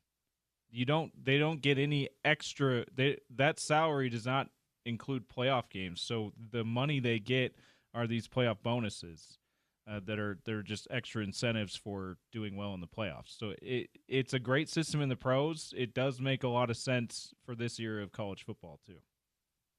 So will any actual traction for that to be a reality come from Deion Sanders saying it? Well, maybe not. But what happens is when Deion proposes something like this, I react to it, you react to it, and the trickle-down effect is that players say, that's a dude who, if I'm the number one recruit, the number one quarterback recruit, the number 10 offensive line recruit, if I'm the player that's above that money line, that's a coach who is not shy about saying, look, yeah, I want you to get your degree. I'm trying to get you paid right now, son. I'm trying to have you make money right now. He is the antithesis of Dabo. He is the antithesis in some ways of the Kyle Whittingham ethos. Coach Witt he's grit his teeth, and he has had to bear it through the changing of this landscape.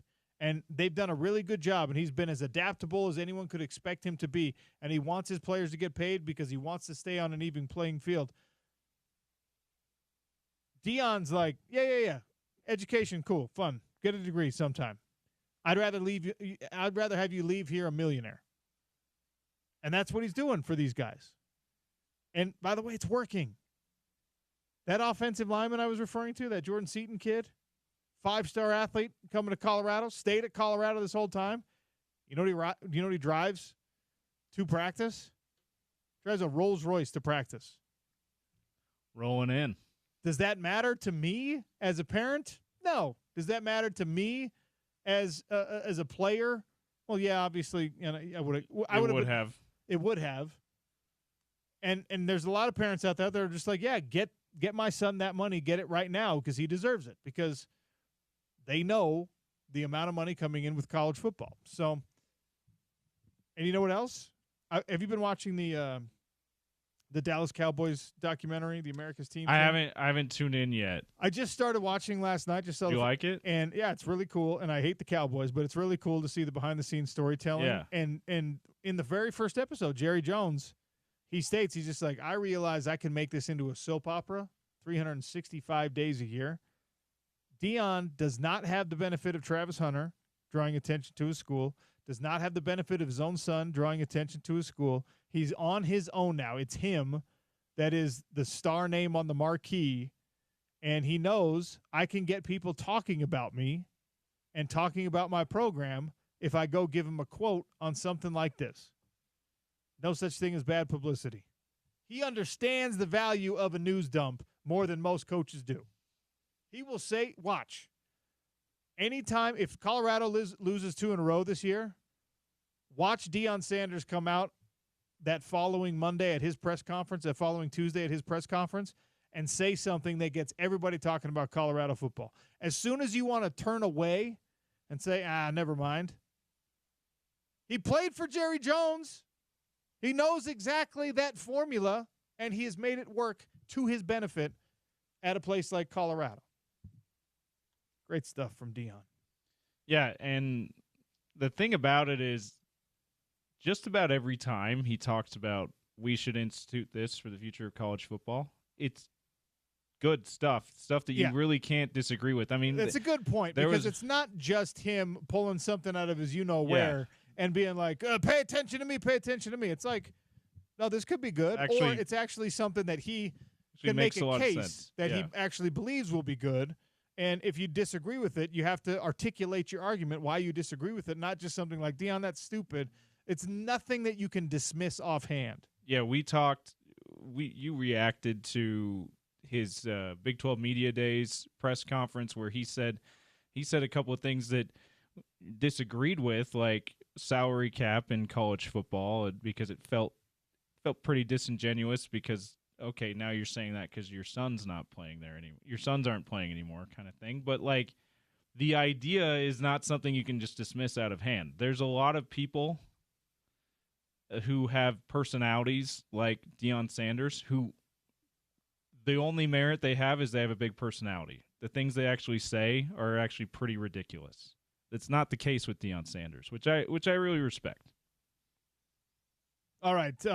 We've got Eric Weddle coming on at 1 o'clock. We'll do a quick segment next after this break on the price that you have to pay by position. ESPN did a nice little piece on how much it actually costs by position. Reminder that when the tents go up, prices go down. Spence is on remote at Wasatch Front Kia today, and ESPN 700, the tents out there all day with giveaways and a chance to win a 75-quart Lone Mountain cooler. That's Wasatch Front Kia up on Riverdale Road in Ogden. ESPN 700, 92.1 FM. Wasatch Front Kia today. Sean O'Connell Show on Utah's #1 sports talk, ESPN 700.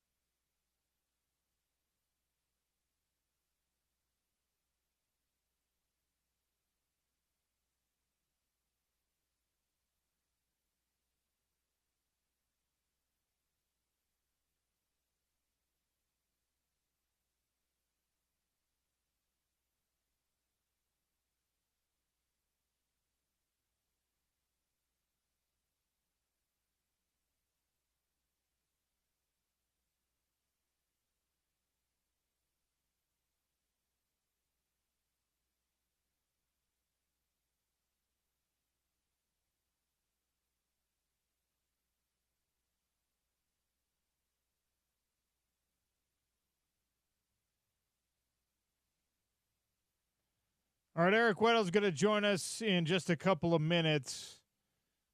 This is from earlier in the week. ESPN did a dive into the actual 2025 cost for players by position at the Power 4 level in college football. And none of these numbers are probably going to surprise anybody. The quarterback position, bare minimum starting quarterback money in Power 4 football right now, $1 million. Now, I don't know what that means for guys like Bear Bachmeier, for example.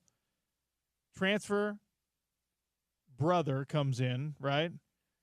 Things are not going well with the program at your old school, and you're not even brought in definitively to be the starter.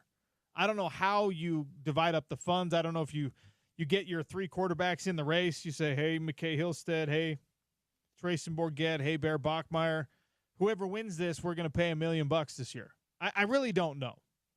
Or do quite the motivator. Or do you have to say, hey, I'm giving each of you $400,000, and if you win the starting job, you're still going to get paid the same as the other guys, and we'll have to re-examine it next year. I mean, speaking of what Dion said about bonuses, maybe you make it somewhat even and then give a extra whatever to the starter. But how do you get someone to come to your school if it's going to be incentive based like that? True. I mean, NFL players with guaranteed money still hate incentive based contracts. That's true. So if you're a college player, you're a high school kid coming out of college, you're a quarterback, and they're just like, yeah, we want you to be a big part of our team. Am I going to be your starter? Well, we hope you win that job. We're not sure. Well, give me $1 million. Well, we got to give three other guys $1 million though. Oh well. Yeah.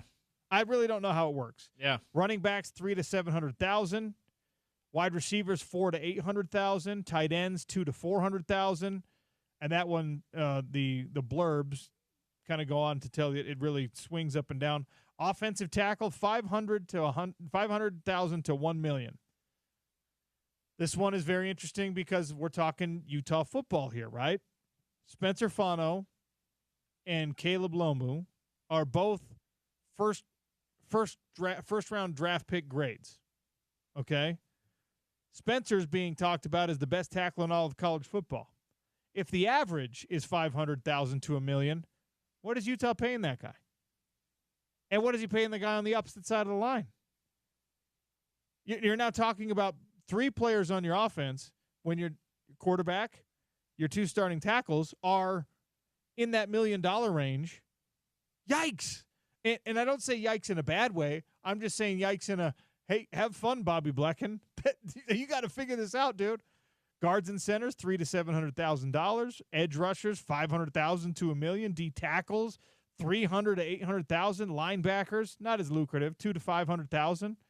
Cornerbacks, $300,000 to $800,000. Safeties, $300,000 to $800,000. I mean, they don't even mention kickers. I don't know what you got to pay those guys. So I throw those numbers out because, and again, that's probably the range that most of you are guessing. But then you juxtapose those numbers as averages over players that you have strength in the room, so to speak. You probably get a discount on certain guys because they believe in Utah. They believe in the culture. They believe in the NFL talent development. They believe in all that stuff. But then, even if they personally believe in it, what do their agents do? Their family. Their families, their representatives. Like, I mean, this is such a wild time, and you've got to be able to put together a roster of depth and talent with now revenue sharing, presumably about between $10 and $15 million for your football team, and then the NIL stuff on top of that. You got 22 starters. And the math on this is that those 22 starters are going to gobble up more than the revenue share of the new rules. They're going to gobble up more. That's on the minimum and average numbers, James. That's not on your Miami paying for Carson Beck numbers. That's not on you have Jeremiah Smith at Ohio State who's allegedly getting like $4 million. Arch Manning, who's allegedly getting $6 million. $4 million for a non-quarterback is bananas. as great as Jeremiah Smith is, and then going into this season, people think he's the best player in college football, not just receiver. That's still like the great problem to have if you're Ohio State is you have to pay him, you have to pay the freshman quarterback, you have to pay the transfer quarterback because you got to have two options there.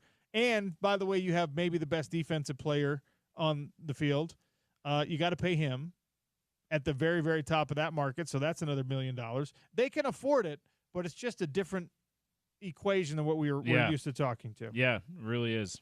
All right, I don't want to take up more time because we got Eric Weddle next. This is the Sean O'Connell Show. You're listening to Utah's #1 sports talk, ESPN 700 and 92.1 FM, proud part of Utah's ESPN radio network.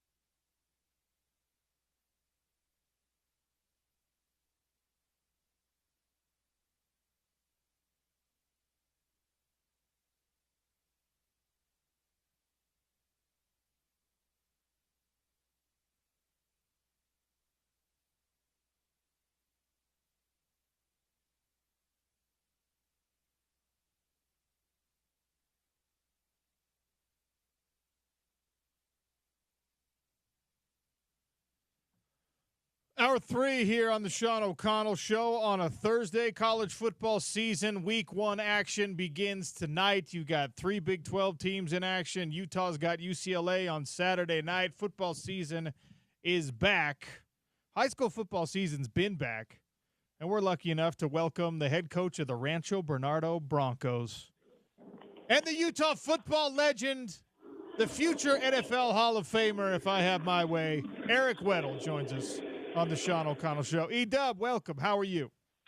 Man, what an intro. It's almost as good as the real OC, a.k.a. Charlie Murphy, a.k.a. Sean O'Connell. My brother, I love you. Glad to be back for another year. It's the highlight of my week, talking shop, talking ball, talking life. And let's get to it, man. Let's get to it. Look, you got to indulge me here. I want to get to the Utah game. We'll talk a little UCLA. Your head coaching duties have you 1-0 so far this season. The Brawley Wildcats are up next. And, you know, you're coaching not only a great team of young men, you're coaching your own son, who is turning into one hell of a player, and everything that is written about him, everything that people talk about with him, everything that people talk about with your team is that you guys are doing things the right way. How proud are you of the progress made since you became head coach in your own family, of course, but with this whole team?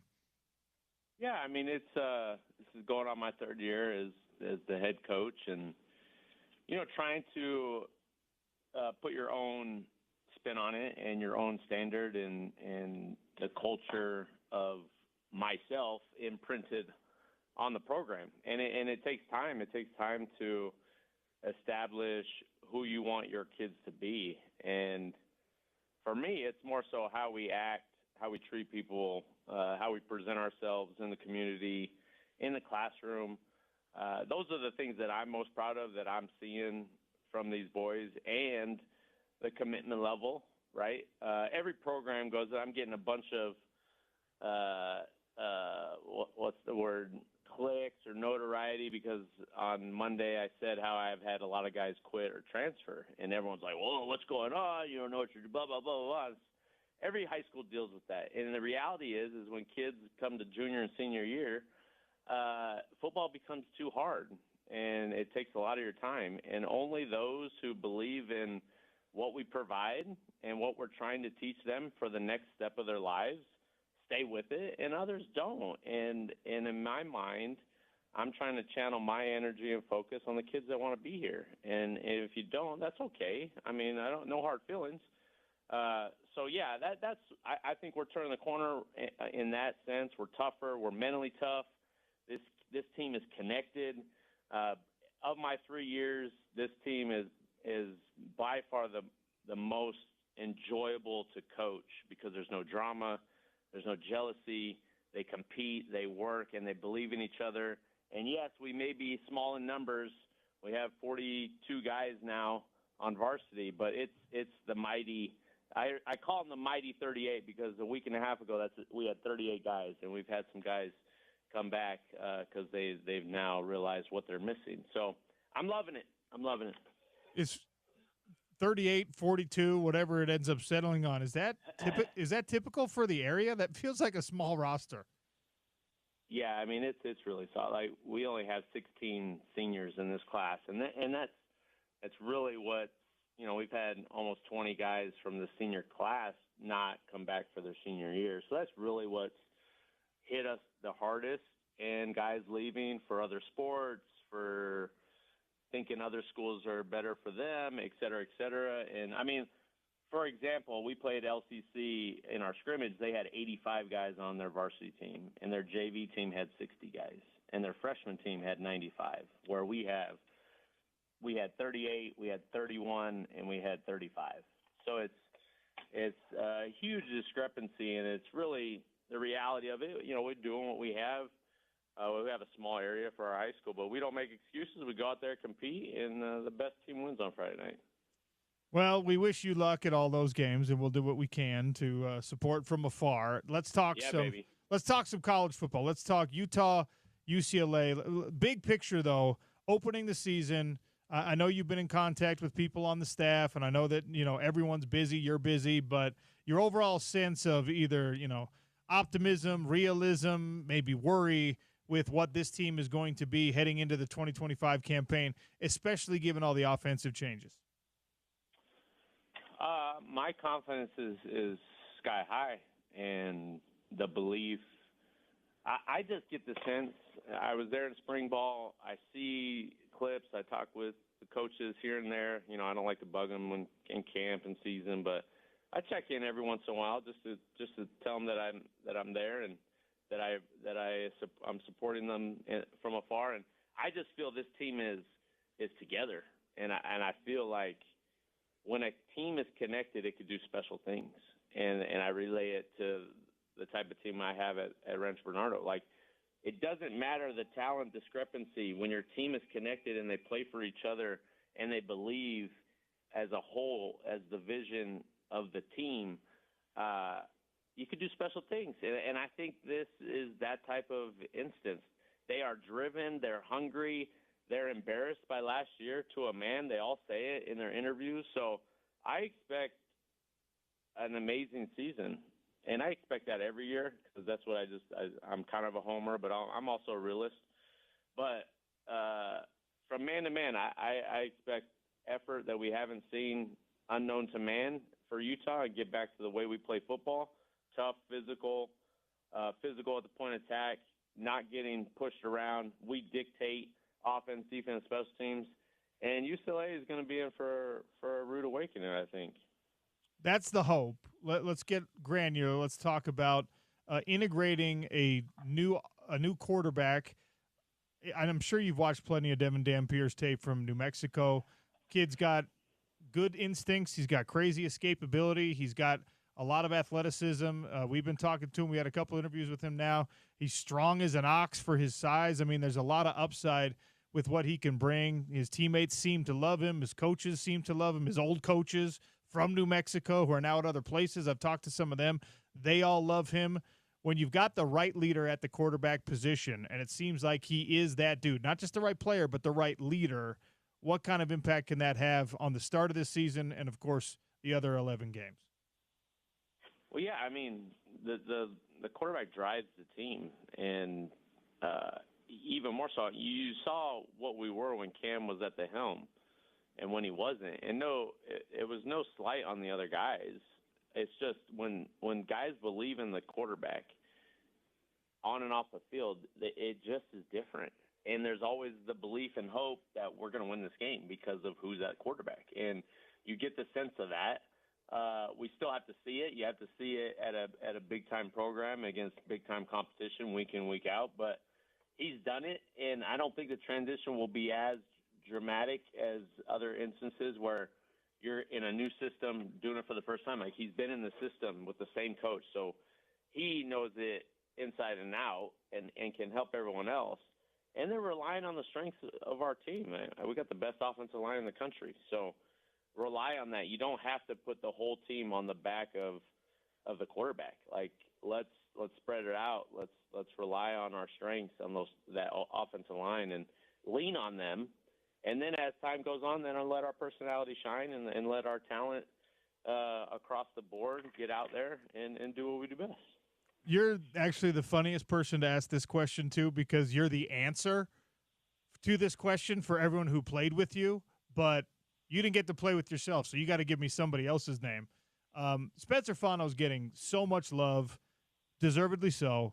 And, ESPN, Sports Illustrated, some of these big publications that talk to coaches have him ranked as high as top 10 in the country, regardless of position, one of the best players in all of college football. Now, every former player that's been on recently, I've said, who is the best player that you ever played with?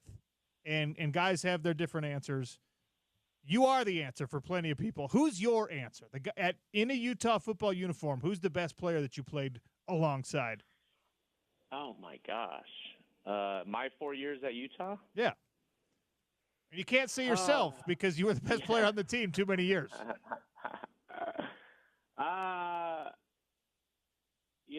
I think, Alex was head and shoulders just on the field off, his personality, his leadership, obviously his talent. I think Morgan was really a top flight safety, and I would say of the Sione Pua and Fifi, I think collegiately, Fifi maybe was more dominant and just didn't have the measurables in a sense for the next level. Along with Morgan, just didn't really get the right opportunity. But I would say those four stick out to me of those 4 years. And then after, we had some big time talent after I had left, from Sean Smith to Bryce McCain to Sylvester, a lot of Koa, just major talent. So I would say those four in my 4 years. Okay, and the reason I've been asking everyone that question is because Alex Smith, to me, he was a top 10 player, he's a top 5 player in all of college football. It's rare for Utah to have a guy who's a top 5 or top 10 player in college football. Now, this team does a great job because they're connected, because of the team culture, but it's usually not one guy is that uber talented over everyone else. And Alex was absolutely that guy. And I remember being a little scrub on the sidelines and being like, well, no matter what happens, you're fine because you have Alex Smith. You're fine because, Morgan Scalley's out there. Someone's going to make a play, and there's just a certain level of assurance, confidence, whatever, when you have that level of individual performer, especially if it's at an offensive line position, most of all at the quarterback position. But it's a long way of getting to the point of, you already said this is the best offensive line in the country. That is a mistake eraser for so much of what can happen in a game. What kind of confidence does that bring to the defense? What kind of confidence does that bring to the running backs and a new quarterback in Devin Dampier? Well, it's the game hasn't changed, and the teams that block the best and tackle the best usually are the best teams in the country and have a great shot at winning. So if you can control the line of scrimmage on the defense side and move the LOS in the run game and protect the quarterback, you're going to have a great shot at winning. So that is who we are. That's kind of always how we've been. I mean, the O-line, D-line over the last decade has always produced NFL talent. So we've always known that. And so now this year, it's just we're getting the talent, and we knew that. I mean, Fano and Caleb, what's his last? I don't want to Lomu, yeah, Caleb Lomu. Yeah. I mean, those guys were 4 or 5-star guys coming out. So we knew they had talent. Now you'd get developed by Coach Harding, get in the weight room, and now these guys are top-notch dudes that was what is expected, right? If you're that type of guy, you got to push yourself, and then obviously the intangibles come into it. But, when you have the feet and athleticism, and then you match the power and the nastiness and the physicality, I mean, that's why they're ranked as high as they are. Now just go out and have a healthy, dominant season, and we'll be hearing their names called. There's no doubt about it. Eric Weddle, our guest here on the Sean O'Connell Show, talking Utah's opener against UCLA. They've got a transfer quarterback who was one of the highest recruits in the country when he went to Tennessee. Contract issues, which is a strange thing to say about college football, led to him transferring to UCLA. But there's no doubt he's a very talented player for this Utah defense, the safeties in particular. When you're going up against a guy with that skill set, that hype level, how does it change the game? Well, the first game is always somewhat of the unknowns, and how do you manage that? How is your coaching staff going to adjust to a formation, to a look, to a concept, et cetera, et cetera? Do you have those answers? We have those answers, so I'm not worried about that, especially on defense. Morgan, those guys, they'll be ready for what they're going to bring. And then offensively, we'll apply the pressure. So are they going to be able to adjust off what we're doing will be a bigger question. And, the quarterback, we faced many quarterbacks, top-notch quarterbacks, and especially in their first start, and we've humbled those guys in most cases. So I expect us to play well defensively. I know we're high, and the confidence is high on what we can be defensively. And but you also have to understand that this dude did come from the SEC and played a lot of football and did really well at a big-time program. So he's not going to be intimidated, but when the mistakes happen, we got to capitalize on them. Lander Barton is a guy that last year didn't get fully right, fully healthy, physically and mentally until about the last 5 games, and then he started playing like we knew he was capable of playing. He's reassured us over and over this offseason that, no, he's all the way back, the leg is fine, everything's good. What kind of season do you expect from him? To reestablish himself as one of the top defensive playmakers in the country. And I know, talking with scouts at numerous teams that I'm still connected with, that's what they want to see, and that is the belief. Because when he's healthy, he's a dominant football player and can do multiple things for a defense, rushing off the edge, playing off the ball, linebacker, and covering guys and stopping the run. Like, he is a difference maker. So I know he's chomping at the bit to get back and to establish himself as one of the best in the country, and that's what we all expect. He and Smith Snowden, Coach Witt told us, are going to take some offensive snaps this year as well. You're uniquely qualified to talk about that because, you did that. I don't think they'll be taking Wildcat snaps or anything like that. But when you're, dialed in on the defensive game plan and you're in football shape, how much do those extra snaps or that offensive mindset switch for a series here, series there, does it affect you at all as a defensive player?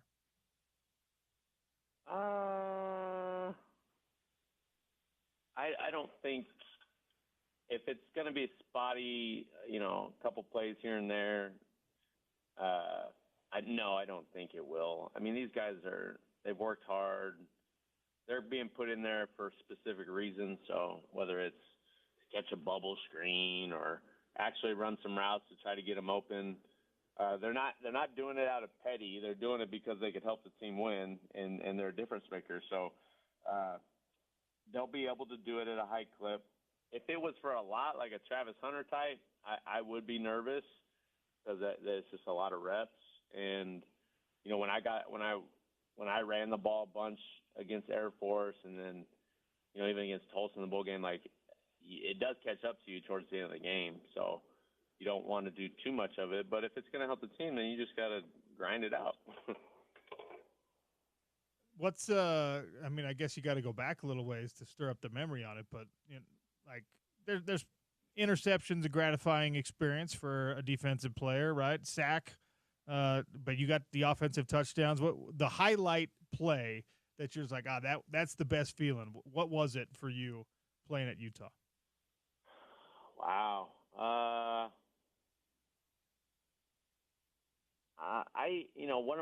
One of my favorite, and I've said this before over the last couple of years, one of my favorite games was at BYU my true freshman year, and I had a pick, and then I forced a fumble on the punt team late in the fourth, and then just to beat them 3-0 and snap their scoring streak. That was like 20-something years. Like, that game always sticks out to me because it was my first time in the Holy War, just the impact of it, the emotions. It was on the road, and be able to have an impact as a true freshman really was just an amazing experience. Having my grandma and grandpa there, both sets. My grandpa ended up passing away a couple years later, so it was just like a real memory that sticks out to me for the team, and be able to make an impact for the team to win. It's funny that you give that answer, because a lot of people, that is like the most miserable game that anyone played in, because it was 7 degrees outside and just terrible. It was miserable. It was cold, freezing, but man.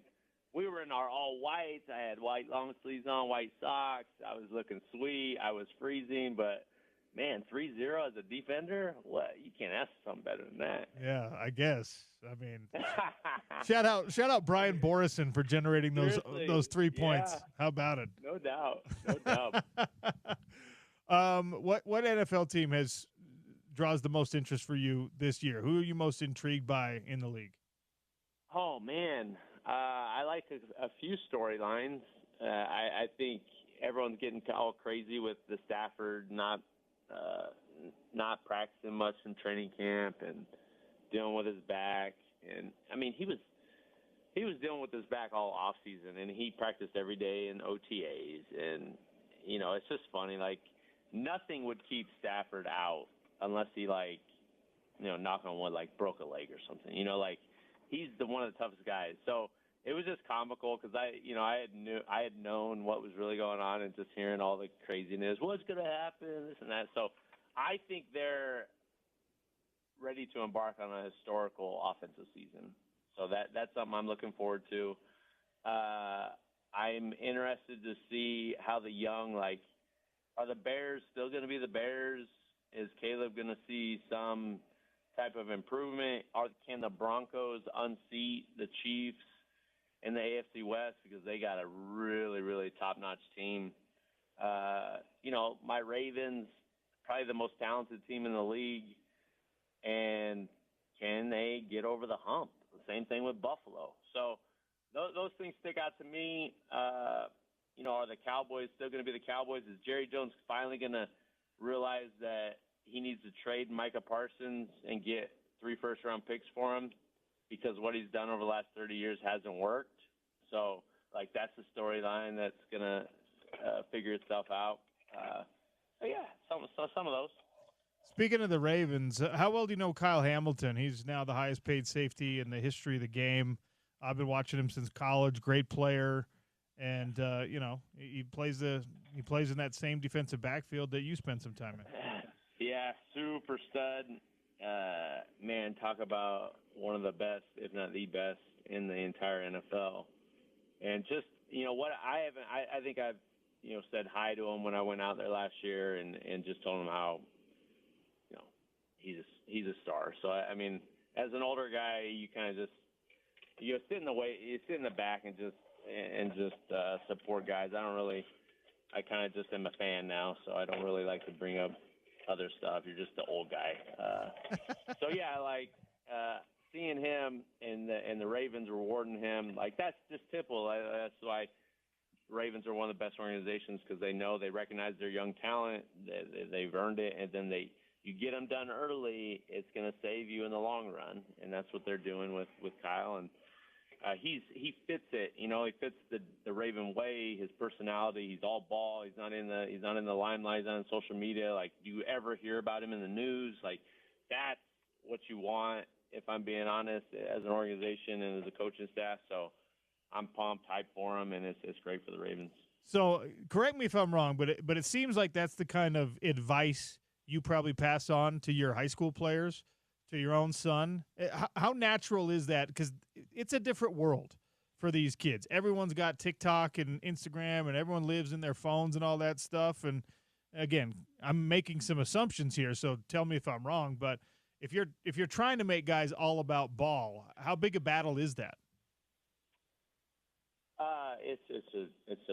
It's an everyday battle. I mean, I come into meeting rooms and they all put their phones in a basket, or at the desk table in the room, and they set them down on silent, and they get their notepads out. And you know, I'm about 8 to 10 minutes, and I start losing them, so we have them stand up, and it's just, you're trying to teach them what it means to just prepare, to have a routine, to focus on what you can control, right? Control the controllables. And I was talking to one of my best friends a couple weeks ago, and he told me, like, something that really resonated with me that I've been sharing with my team, especially with Gage, that when the passion comes first, everything else falls into place. And what I mean by that is, when the passion of football, when the passion of being a great teammate, the preparation, the lifting, the recovery, the studying, the breaking down film, like, when that is your passion and not everything else, then everything falls into place, right? Like, when you don't seek out attention and you keep the main thing, and you keep the team first, then good things happen. And I really believe that, especially in this game of football, in the social media world, and everything is tailored to me, when we should focus on we and the team. And when the team has success, you as an individual in the game of football will in turn have success. So I try to remind the guys that have your passion be the first and foremost in everything you do, and then individual success or individual desires will come soon after when your passion is centered on the right things. Dude, I could talk ball with you all day. We're over time, so I'll let you go. But I look forward to this conversation every week. You gonna be able to make it into town for a game this year? Have you figured that out yet? Well, I was planning on my bye week, which is in 2 weeks. Yeah, and they're playing at Wyoming, and I was like, I'm not going to Wyoming. And then Baltimore reached out, and they're doing like a 30th anniversary where they're honoring all the Ring of Honor guys. Oh, cool. But they're also honoring the guys that made multiple Pro Bowls. So I got invited out to that, which is kind of cool. And so I'm going to I'm obviously coming up for the UCLA game, and if my season ends early, the first weekend I'll be wherever the Utes are at. So that is the plan. Hopefully your season doesn't end early. And how dare you for choosing Baltimore and an NFL honor over another amazing trip to Laramie? How dare me? Yeah, terrible. No, nobody wants to go to. Even the players on the team and the coaches don't want to make that trip. So you get the excuse for not going. Yeah. Oh, well, I appreciate that. All right, dude. Love you, man. Thanks for joining me on the show. Appreciate you. Of course. Anytime. Have a great one. Eric Weddle, Utah football legend, multiple-time Pro Bowler, multiple-time All-Pro. And we made the case when we were looking at the Hall of Fame inductees from this past year. In my opinion, he deserves to be in the Pro Football Hall of Fame, and I think eventually gets there. He's highly thought of in every circle that he's ever been a part of. Great guest to have on the show. And, by the way, he's a good high school football coach. Those guys are winning now in a way that they did not before. Every Thursday at 1 o'clock during the season, he'll be joining us here on the Sean O'Connell Show.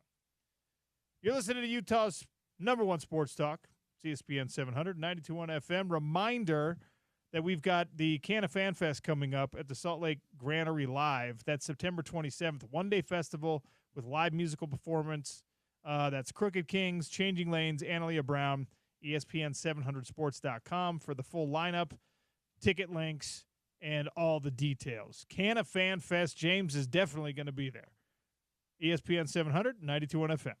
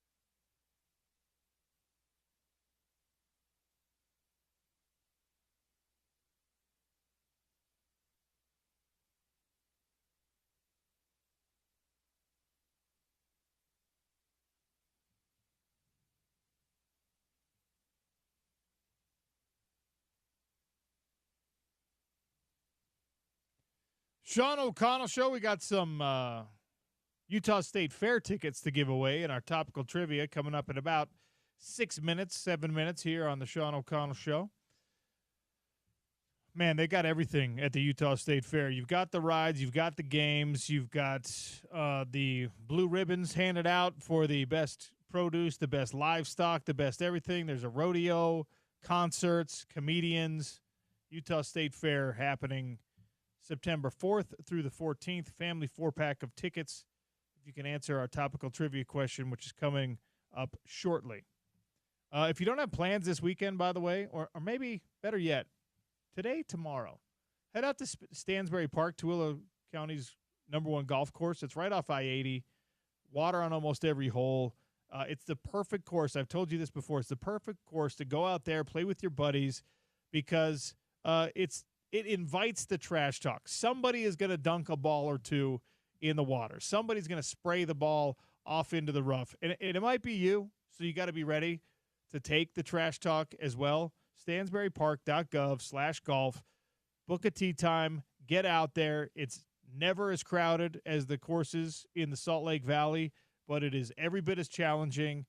They take just as good a care, probably better care of the greens out there, really trying to get the attention of the Salt Lake City golfer, and it's a quick little jaunt out I-80, take a drive west, and play Stansbury Park. Tell them OC sent you, and have a little bit of fun suffering through a round and watching your buddies suffer through a round on a pretty challenging course with a lot of traps that may or may not claim a ball or two or 10. Just be ready to restock. Did you see, James, and this probably matters more to you than to most people, there's a new book coming out, Brady versus Belichick, about the Patriots era.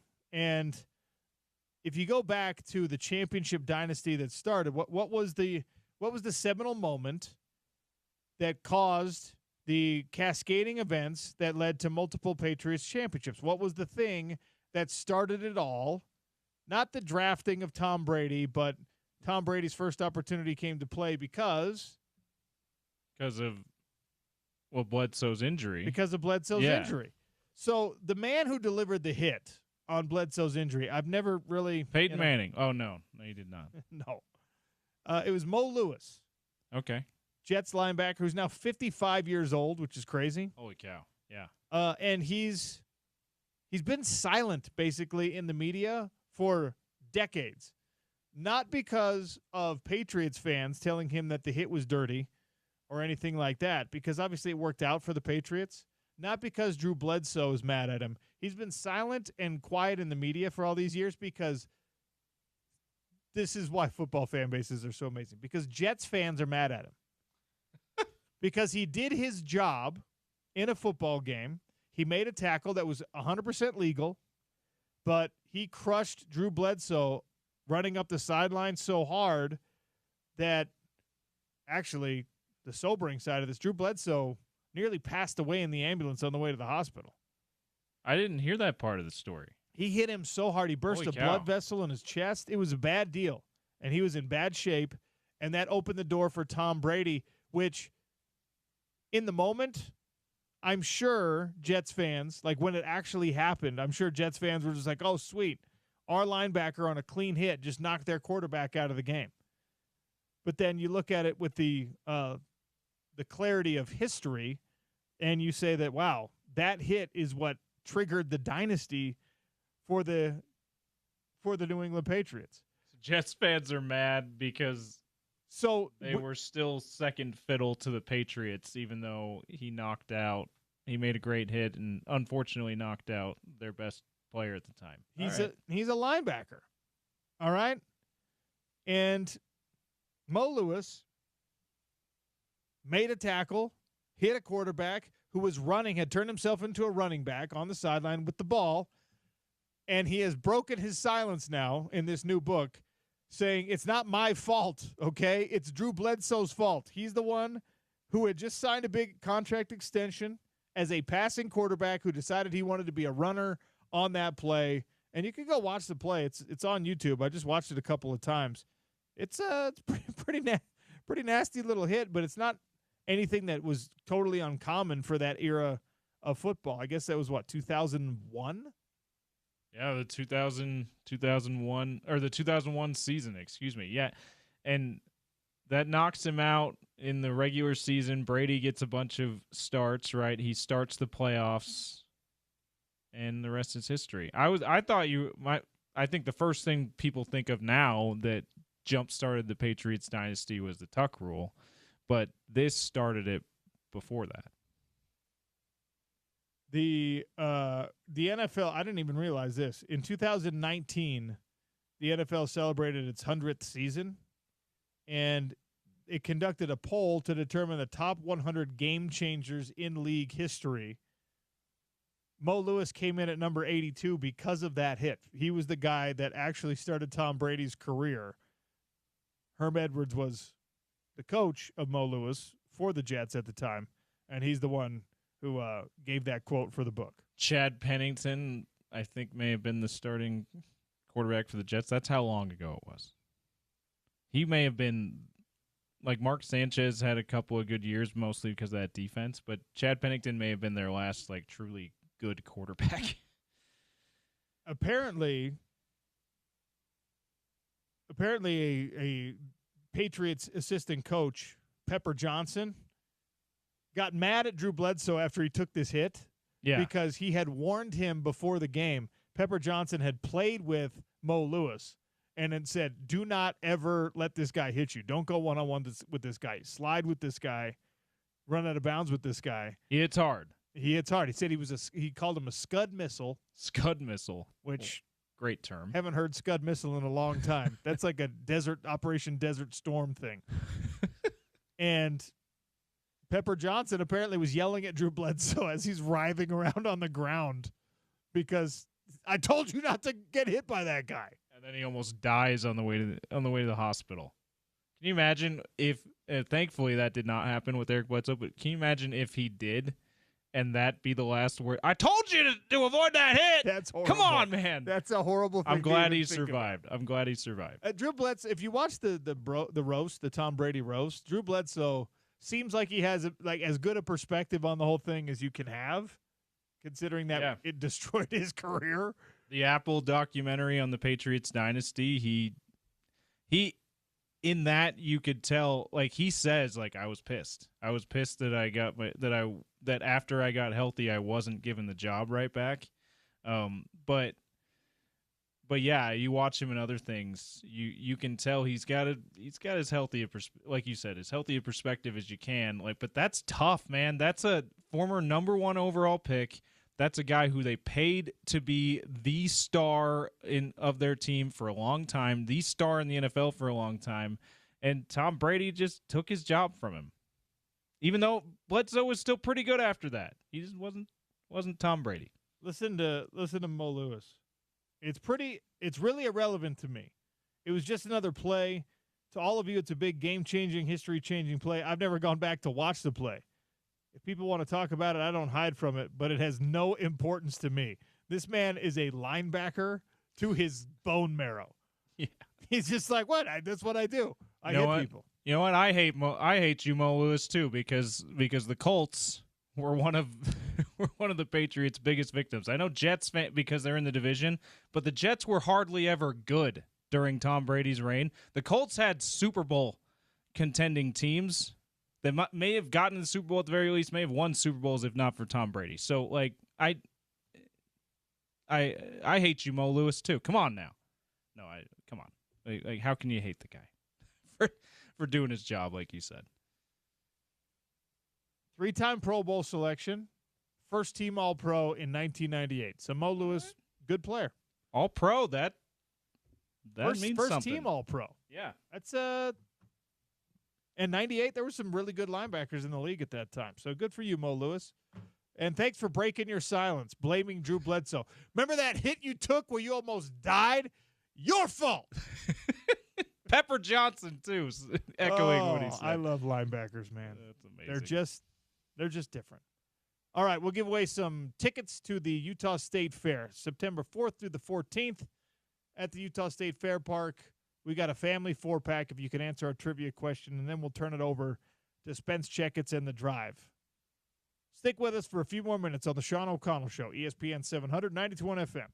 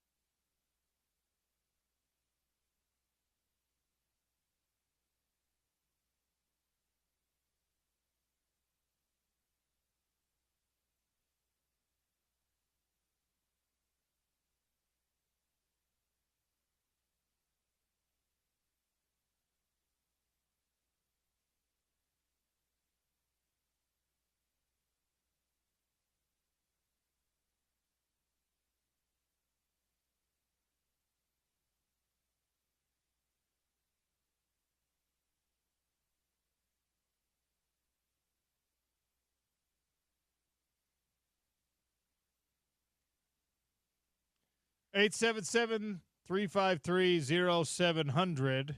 Family four-pack to the Utah State Fair. If you can answer this question. I asked the start, bench, cut question about your favorite place to watch a home game. Utah football kicking off their season this weekend. That one's an away game. And then next week it'll be Cal Poly at home. Ring of Honor induction for Coach Ron McBride. You're going to want to fill up Rice-Eccles Stadium for that reason alone. But we had a lot of people making a case that, hey, you know what? It's actually better to watch games at home now. Or sometimes, even if we had a couple season ticket holders saying, I've got season tickets and we still don't go if it's going to be a bad opponent or it's too early of a game, too late of a game, whatever. So 877-353-0700. Rice-Eccles Stadium, not so long ago, established a new capacity. What is the actual official capacity of Rice-Eccles Stadium? 877-353-0700. We'll see who knows it off the top of their head, or I guess who's the fastest at Googling. Better not Google. Did you know it off the top of your head, James? I did not know off the top of my head. See, it's when you change the south end zone being completed and filled in, and the seating options there, it changes the capacity. The same thing happened when you redo the Delta Center. The same thing happens when you redo the Huntsman Center. The same thing happens when you do the Marriott Center. Redoing the Delta Center as we speak. Dude, I told you what happened. The season tickets, the hockey tickets that we had, disappeared. They reconfigured the you got the tickets, but where you were sitting. You couldn't get. Yeah. I couldn't get the tickets I wanted to get. I was just like, oh, let's do these 4 seats, and they're just like, oh, those seats don't exist next year. Yeah. I said, no, just these ones. They're like, nope, that's going away. That section whole new arena is gone. I was like, but how? What? That makes no sense. But it does make sense because they're redoing the arena. Yeah. Strange. Yeah, no, you're right. When historic buildings, athletic arenas, stadiums, whatever, change their you have it down pat when it's the same thing for a long time, and now everything is either, like in the case of Rice Eccles, changed a couple of years ago, and now just about everything is changing.